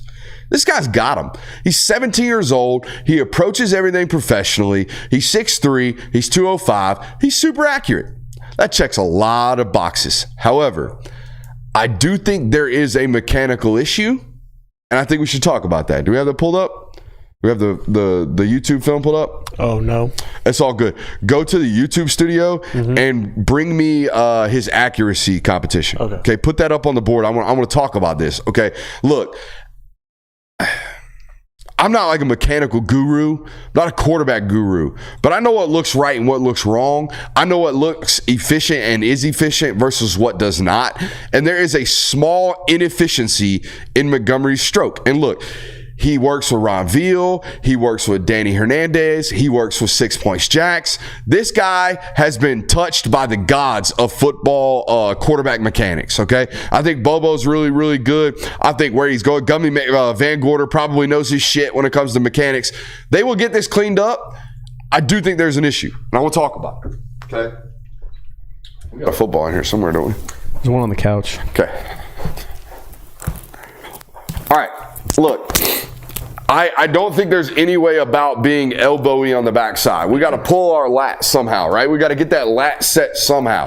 However, I want to be pulling the backside without pulling the front side. If I'm pulling the front side, I'm losing energy. I'm also getting further away from my spine. I'm getting further away from my core. I'm losing energy every single time I do this. So what you will see in Montgomery's throwing motion is he pulls the back, and I'm fine. Again, you got to set the lat somehow. However, we kind of double chicken wing this thing, and it's real bad because the front arm kind of does this one, and then we're stuck doing this, and we're rotating really, really inefficiently with our hand out like this. So we're losing energy every single time. Instead of just keeping it tight right there and holding that front side real tight and compact, you'll see it very, very quickly on these throws, okay? Watch, right, keyboard. My bad. No, you're good. All right, let's put this in slow-mo. Again, very, very minute detail here.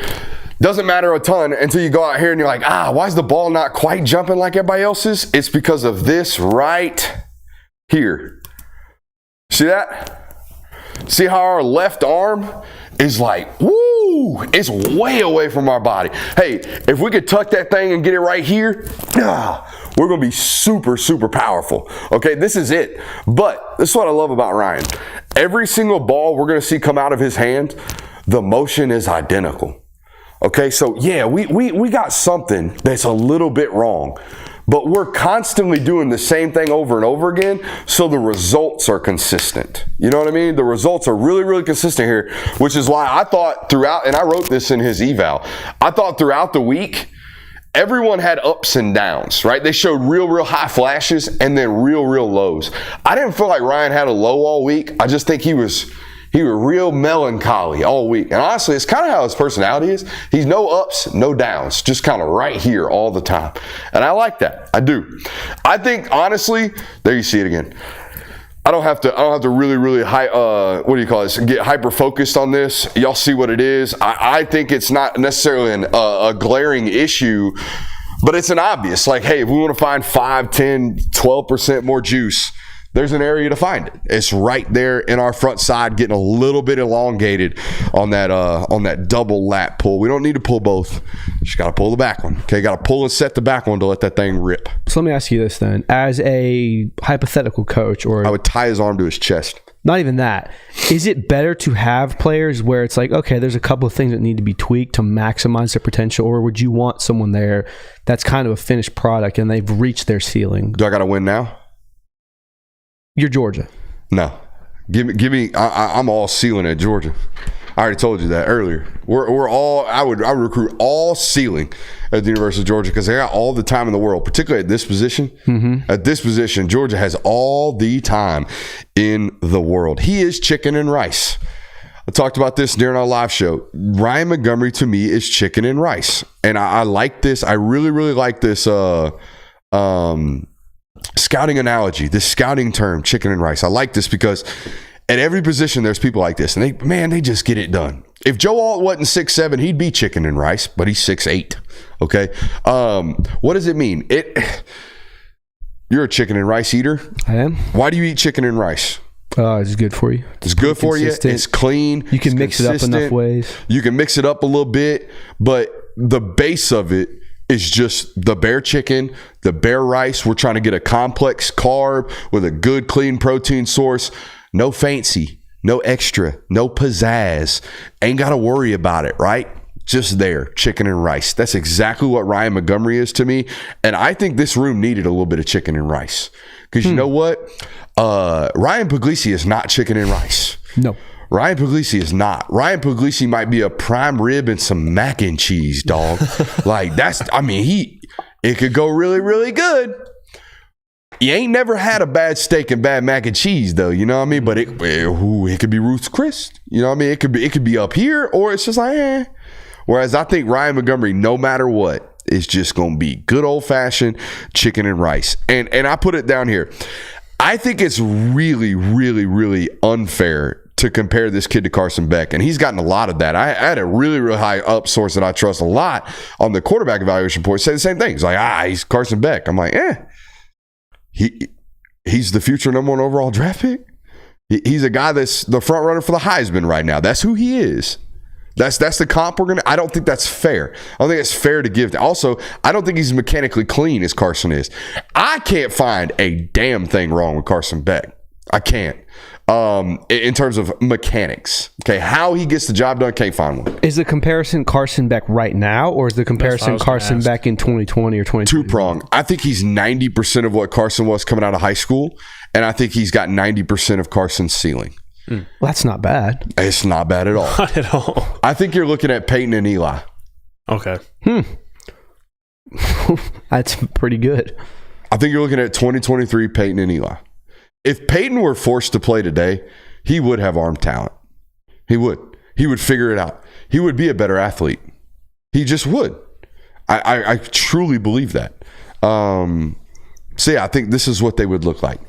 They would look very, similar. Yeah. All right, which brings me to my next talking point about this. Okay. You think he's watching? Yeah, might be. I don't know. Probably not watching. Probably not. Uncle Jeff. I wonder if Uncle Jeff got the stopped up nose too. Because he was only like 2 seats behind me on the plane. I'll text him right now. Just kidding. Jeff Sintel. Everybody watching this right now, I'm sure knows Jeff Sintel. There's a bunch of people watching, so maybe not.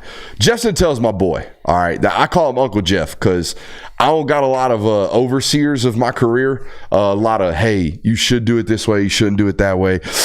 Probably not a good idea. Probably need to hold off on that one. I don't have a lot of advice givers in my industry. Uncle Jeff, however, is one. I love that man. Okay, he is a tremendous human being. Anybody who's ever met him will tell you that exact to your face. Now, I've worked with Jeff for like 5 years now. Not with him, but around him. We're colleagues, right? I've been colleagues with Jeff for 5 years now. Jeff Sintel known for some sunburn. Okay, he'll get some sunburn every now and then. Ain't no doubts about it. He'll forget to put some screen on. Every once in a while, you catch him with a little red pigment to him. The last day at the Elite 11 every year, 9 a.m., 3 p.m., out in the sun, just out there in the LA sun. And now, it ain't hot. It's like 72 degrees, but the sun is still the sun. It is still out there working on you.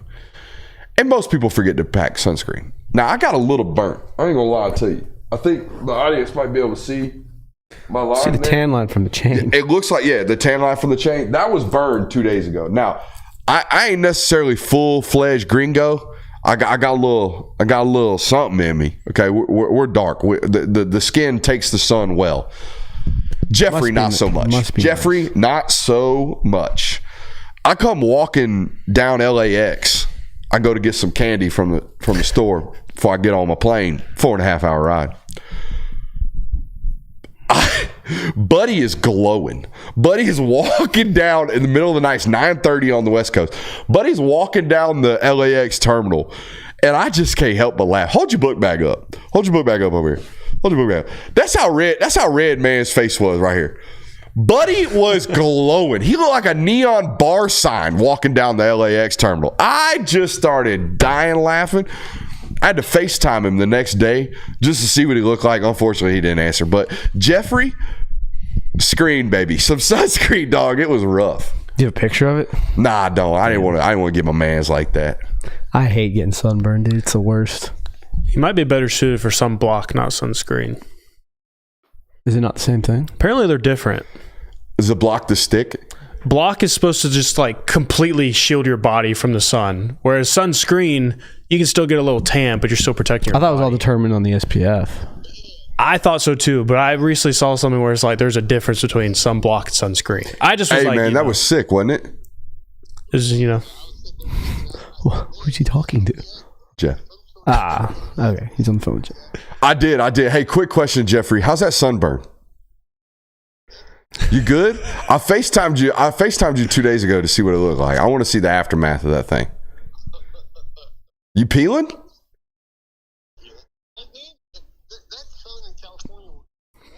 What do we do right now? Yeah, what are you doing right now? Hey, I'm on air. I just had to call you. Do we let him bye. go through the call, or should we start talking? Said he's peeling. Okay. I didn't want to put him on speaker because he didn't know he was online. But Jeffrey, love that guy. Where's some sunscreen, Jeffrey? Where do you want to go next? We've already talked about Terry and Gibson on the national hour. Yeah. Do you want to talk about? We already talked about it from the Georgia perspective. We kind of pounded that one. Yeah, it's been into the ground. We hit that one home for a while. All right, somebody said Georgia's overrated. Yeah, and you know what? I think I actually caught some flack for writing this article a little bit on Twitter. People were giving me crap for my headlines, which I thought I gave a pretty fair headline. You just had to actually read the article to know what I was talking about. You clickbaited them, dude. That's not cool. I which they didn't actually at me. So again, they didn't click on the article, but I saw my article being plastered all over the internet for clickbait. But anyways, nonetheless, 247 did this article talking about the most overrated teams in college football, but the caveat is it's since 2010. So all they did was they just created a list. All they did was take a shot at Mark Richt. What they did. Basically. So since 2010, they counted how many times your program started in the preseason top 25, and then you ended the season unranked. Georgia did that 4 times, close to the top of the list, actually. So they, therefore, were deemed overrated in college football. Damn, Mark. See, somebody commented that this pisses them off about how people talk about Georgia's 7-5 seasons like Mark Richt didn't do that. Mm-hmm. He would. Once every 3 or 4 years. 4 or 5 years. Now, I think it was only twice over the 15-year run, but they were kind of within a 4 or 5 year span, weren't they not? Yeah. Like 12 and 9. Well, it was like the last couple of years were a little shaky. They were 6-7 in 2010. They lost to UCF in the bowl game. And then after that, they pretty much were good for 8 wins after that. The problem was the Georgia fan base and the Georgia brass wanted a national title, and it became clear that Mark Richt probably wasn't very close to delivering that. You got an 8-5 in 2013, a 6-7 in 10, and an 8-5 in 2009. Yep. And a 9-4 in 06. But the rest of them 10 wins. Yeah, one of those seasons that you really couldn't even blame Mark Richt because it was like your entire roster got depleted with injuries. Like that was the year that Nick Chubb had his knee injury, and then Sony Michel twisted his ankle. You were handing the Brock to J.J. Green and Brendan Douglas. And then you had some injuries in your wide receiver room. Like it was just that season of they lost to Missouri. Wesley. Yeah, like you lost to Missouri on the road that year. It was just a lot of things went wrong. Is that the best game Eason ever played? That Missouri game? Well, you're thinking 2016 Missouri. Bad. This might have been Matty Mock era for Missouri. Oh, delightful. No, it was James Franklin. There was a quarterback named James Franklin. There was a quarterback named James Black Franklin. guy wore 12. Yeah. I forgot about that. He was good. He beat Georgia. Yeah. He's the only Missouri quarterback to beat Georgia. No Drew Lock? Nope. Matt Zoller's probably not going to get it done. You don't think so? Not with Drink? I don't know. Not with Drink? I don't know, man. I think they'll be good. I don't know if they'll beat Georgia good. We'll have to see. He's definitely a lot more physically gifted than Brady Cook. There ain't no doubt about that. That's fair to say. All right, so we can transition this into kind of the next thing. I mean, since we're talking about Georgia being overrated, I feel like this Clemson game is getting somewhat overlooked. You think Clemson's good? I don't think it's going to be a close game. I do think you shouldn't be surprised at halftime if it's a 1-score game, though. I'm reading chat. Oh, you're reading chat? I'm over here wondering what's up with Mans, where he said Georgia's going to be a 3-loss team this year. I didn't say and that. He's worried about Clemson. I just didn't don't say get that. it. Didn't say either of those. I just don't get it. What are you laughing about, chat, over here? 19 Coop said, I got arrested the night Georgia beat Missouri with Eason and watched it from Gin Pop. True story. Bro, they threw your ass in a gin pop that quick on first night booking. You must have done something. Not that I got any history of that. I wouldn't know. It was a good game, too, man. Yeah. Yes, going back to the Clemson theory that you're saying. I just it's week 1. It's in an environment. I could fully see Georgia winning this game by 3 or 4 scores, but I also think chalking this up to a guaranteed blowout seems a little unfair. I mean, does it though? Does it feel like that? Georgia's absolutely. I think Georgia's 20 points. 13.5 right now. And it's going to keep climbing. Yeah. It's going to keep climbing. It was near 17 at one point, I think. It just, to me, I don't know. You think Clemson's defense is good enough to keep them in? Are you that worried about that? What are you worried about? Because they're not going to beat you 35-34. No. It's not happening. No. So you've got to worry about your offense looking stagnant if you're going to worry about losing that. Which I think game. that you could see that in the first 30 minutes of a new offense. You're thinking like a little bit of what happened against UT Martin last year. Yeah, I think it very well could be Georgia's winning 13-7 or 17-7 at halftime, and everyone's going, "What the hell is going on? Fire Mike Bobo, Carson Beck sucks," all of that.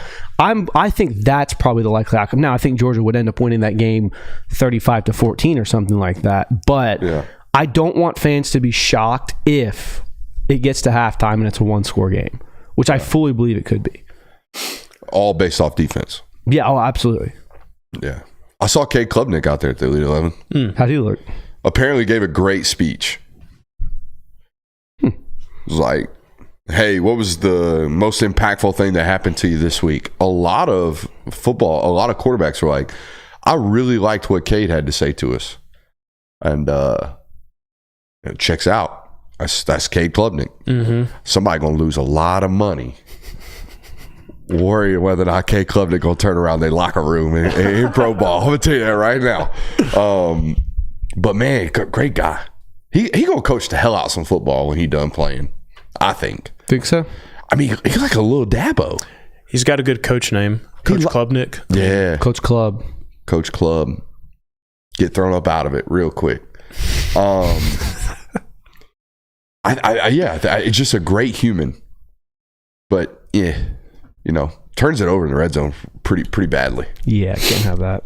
So at the right university, just not what Dabo dude, needs. he's playing for the perfect coach. Yeah. I mean, the perfect coach. I couldn't imagine him getting MF'd by Kirby. I'm about to sneeze on air. Oh. I don't know. This the whole build up to this Clemson game just feels like it's got this weird feeling around it where it's almost like everybody just knows what's about to happen. Yeah. Like even Clemson fans, I think, feel like I didn't even feel this way about the Oregon game 2 years ago. No. The Oregon game felt like it was I was actually kind of going to be undecided like, on that one. How is Georgia going to pull this? Georgia's Oregon win, fans were but feeling hot about that one too. Like they were coming into that one thinking that they were about to make that a ball game. Whereas like this one, it's like, oof, like we really have to start the year with Georgia and Atlanta this year. Like that's what we have to do. Like let's just go ahead and get it over with. Remind me to address lounge sessions before we leave tonight. Okay. But no, I don't want Georgia fans to be up in arms if the score is 17-7 at the half. I mean, dude, if Peter Woods has 2 sacks and looks unblockable in the first half, they're going to stop you. Yeah. You're going to get off the field. In the 6 possessions, they're going to force you to punt 3 of them. That's just the way it's going to be. Yeah. They're good enough to do that. So you're right in the sense that, hey, save our mentions, please. Save our mentions for the halftime what the hell's going on against Clemson, because we told you. There's an opportunity for Clemson to muck that thing up and have it 6-3 going into half. I understand that. I still would just lay the absolute wood on the points. I agree. And I think Georgia covers in this game. I think maybe saying we're overlooking Clemson as a whole might not be the right thing to do. I think we're just coming out and expecting Georgia's going to beat the doors off them from the word go. I don't see that happening. Yeah. I don't see this as a 2022 Oregon scenario. That's fair. A couple of big recruitments coming up. Let's talk about CJ Wiley first and foremost. And I also want to talk about Dejon Lee. Okay, so you've got lounge sessions, Dejon Lee. All right. That's what you have to remind me in my about. noggin. Locked it in. Let's talk about CJ Wiley. He will be making his commitment announcement tomorrow live from Milton High School at 4 o'clock. Yours truly will be in attendance upon request. So there's that. I always kind of get an inkling on where guys might be going based off what media shows up. This is how I knew Caleb Downs was a toss-up. When I pull up to the Caleb Downs commitment ceremony and like everybody in the industry is there, I'm like, oh, we really don't know where you're going. We have no clue. A lot of really upset publishers there because they're like, shit, I came all the way from Notre Dame for this. You know what I mean? Like, hey, why'd you not pick us? Because you wear Under Armour jerseys. Just kidding. Marcus Freeman plugs his hair. Good God. Get it all out. Get it all out. I think it's Georgia. And here's why. I don't think it's FSU because he announced his commitment date, meaning he knew where he was going before his official visit with Florida State. So you didn't even get a word with him, and he's already decided when he's going to make his public announcement. Probably not you. So that leaves us Georgia and LSU. Mom and dad played at LSU. And I think every time CJ has been introduced, that's the way it's been introduced. This is CJ Wiley. Dad played at LSU. Mom ran track.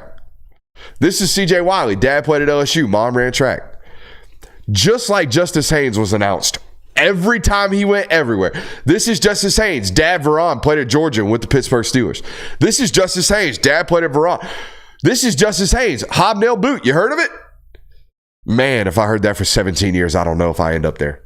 You know what I mean? If I heard every time I went somewhere, this is CJ Wiley, dad played at LSU. I don't know if I'm going to be CJ Wiley that played at LSU. I think I might be CJ Wiley that goes and does my own thing. And I think that's what we might see tomorrow. I think we might see CJ Wiley announce that he's going to take his commitment to the University of Georgia. Also, I feel that way about that because of that. I also feel that way about that because when he left Georgia, Georgia knew where they stood. Georgia's like, we did a great job. We feel great. He knows he's wanted here. He knows he's a priority here. I asked those same questions to LSU. Hey, how y'all feel after he left LSU's campus? And it was like, I don't know. We'll have to see on the 25th. I think it's Georgia tomorrow. We'll see. That's the way I feel. This is purely just off the head. Are we getting less and less legacy players? Not at Georgia. At Georgia, you take them all the time. Pierce Spurlin was a legacy at the University of Georgia. Lawson Lucky's a legacy at the University of Georgia. Drew Bobo's obviously a legacy. But like big name players, where it's like this is like a highly coveted 5-star player. No, because like there been? Huh? I was saying like how many of them have there been? I mean, T.Y. Hilton's son didn't play at FAU because T.Y. Hilton's son's Wisconsin good. Right. I'm trying to think of the most recent ones. Frank Gore Jr. Like Shadur not being at FSU. Yeah, he was going to play for his dad no matter what. Yeah. And I don't think he was a take at FSU. As crazy as that sounds. Now.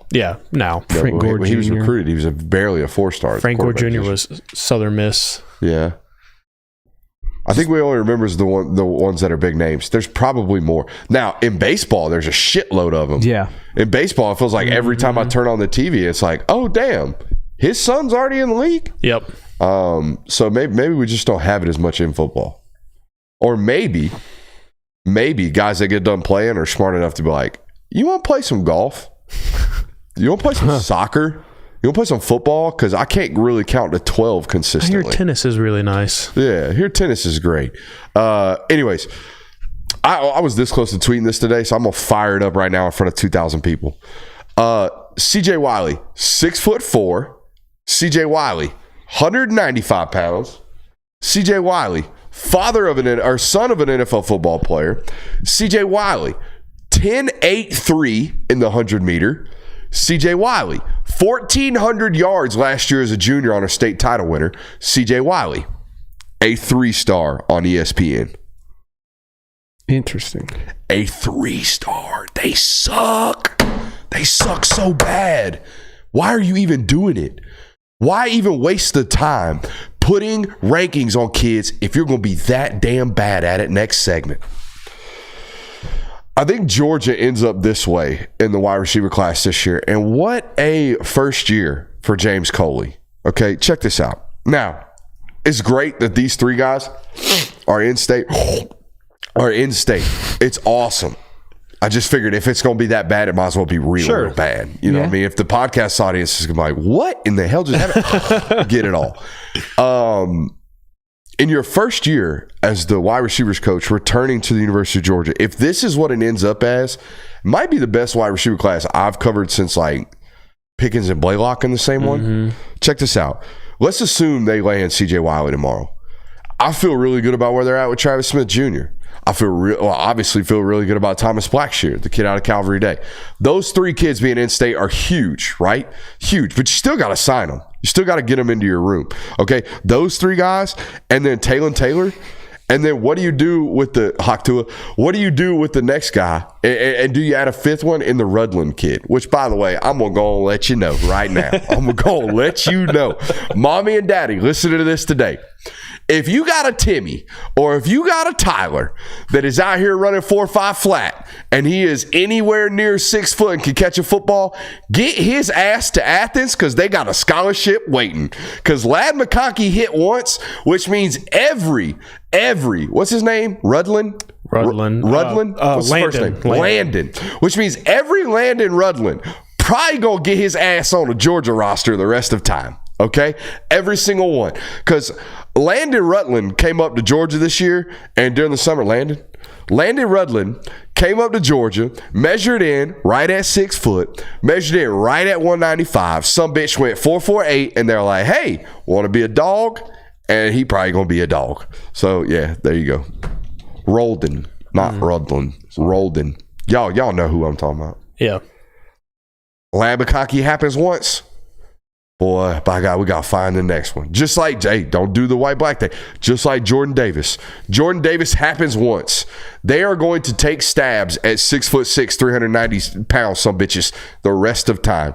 I'm looking at you, Stephon Shivers. I'm looking at you, Jamal Jarrett. Okay? All of you. The next class. Oh, I'm looking at you, Mekhi Barrow. Okay? You were a commit at one point because you were 6'5", 375 pounds, and they're like, well, he can kind of move. You know, so we'll get him in here. Maybe he's Jordan Davis. He ain't. What about Dejan Lee? Can I sneeze first? Sure.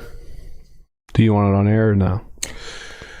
It's one of those things where if I'm thinking about sneezing, I can't sneeze. Well, then just keep thinking about sneezing. Well, I want to sneeze, though. Are you one of those freaks that enjoy sneezing? Fucking love sneezing. Oh, I love sneezing. What? Sneezing is Feels so elite. good. It's like a good relief. Oh, God, is it ever. Give me 6 sneezes in a row and then the rest done the rest of the day. No. Just give them all to Oh, me. my God. Dude. I envy the people who double sneeze. I'm like, oh. I sneezed God, twice. give me and that. that's it. I sneezed twice. I'm jealous. Oh, my God. People like Seems like the chat's slow up Yeah. and down. You asked me about Dejan Lee? You were Yeah. going to talk about the lounge as well. Forget about that. Okay. Dejan Lee. Here's the deal. Dante Williams. Our boy Dante got to do this. Okay. You are coming from USC, where when you got the job at the University of Georgia, what was the number one thing you heard about? Buddy's 5-star ratings, right? Oh, look how many 5 stars this guy signed. Oh man, this guy locks down California. If you can get 5 stars to go to USC, man, you can get 5 stars anywhere, especially Georgia. Come on, defensive 5 stars? Come on, bro. Hey, this is the one. This is a kid from California that is 6'3", fits every box there is at the University of Georgia. And Dante, you got to get him on the commit list, period, point blank. All right. Now, I'm not saying if he misses, and it's just like, damn, what a bad hire. However, you're hired to do like 2 things: develop the room, sign dudes. And if you can't do either, or if you can't do both, we're probably going to ask some questions, okay? Cortez Hankton. I had questions about Cortez Hankton the entire time. Great personal development story. That guy's an incredible human. But you look up real quick and Georgia's doing nothing but signing wide receivers out of the portal. Why? Because they didn't have very good ones on the roster from the high school ranks. You can't do this. You have to hit home runs every time they're in your backyard, which for Dante Williams, Dejan Lee is in his backyard. I will say the same thing about a 5-star receiver from South Florida. James Coley, your ass is on that roster to do that. You are here to go get that kid to play in the red and black. Dante Williams, I feel the same way about Dejan Lee. And wear a helmet during practice, as the chat was talking about. That's what you're here to do. That's kind of a fire move, honestly. Wearing the helmet in practice? Yeah. Oh, I like it, especially for visual learners. I mean, for Christ's sakes, I get out here and put the ribs on the foul board for the audience. You bet your ass I'd do it for my players. Oh, I think I'd be fun to play for. I'd imagine. I do sometimes feel like I would chew some ass when I don't need to. You know? I'll even correct you guys sometimes when you're already correcting yourselves. That's bad management. Lobby or lounge. Okay. I had the chat asking about the lounge. Brooks been slacking on the lounge. Guys, y'all get 6 hours of me a week right here, right now, from 8 to 10. Also, I was a chronic alcoholic at one point in my life. So yeah, I was up late drinking, talking to friends. It happens. Now I sleep. You know what I mean? Now I'm not a chronic alcoholic and we don't do lounge sessions anymore. So that's awesome. You know? Right? Little round of applause for the boy. Good job. Little round of applause for the boy. All right, yeah, because I don't do nothing. I'll do nothing. I don't produce enough content, you know? We need another hour lounge session. You know what? I might fire one up just for the hell of it. Just kidding. We'll see you guys tomorrow. Love you. Bye.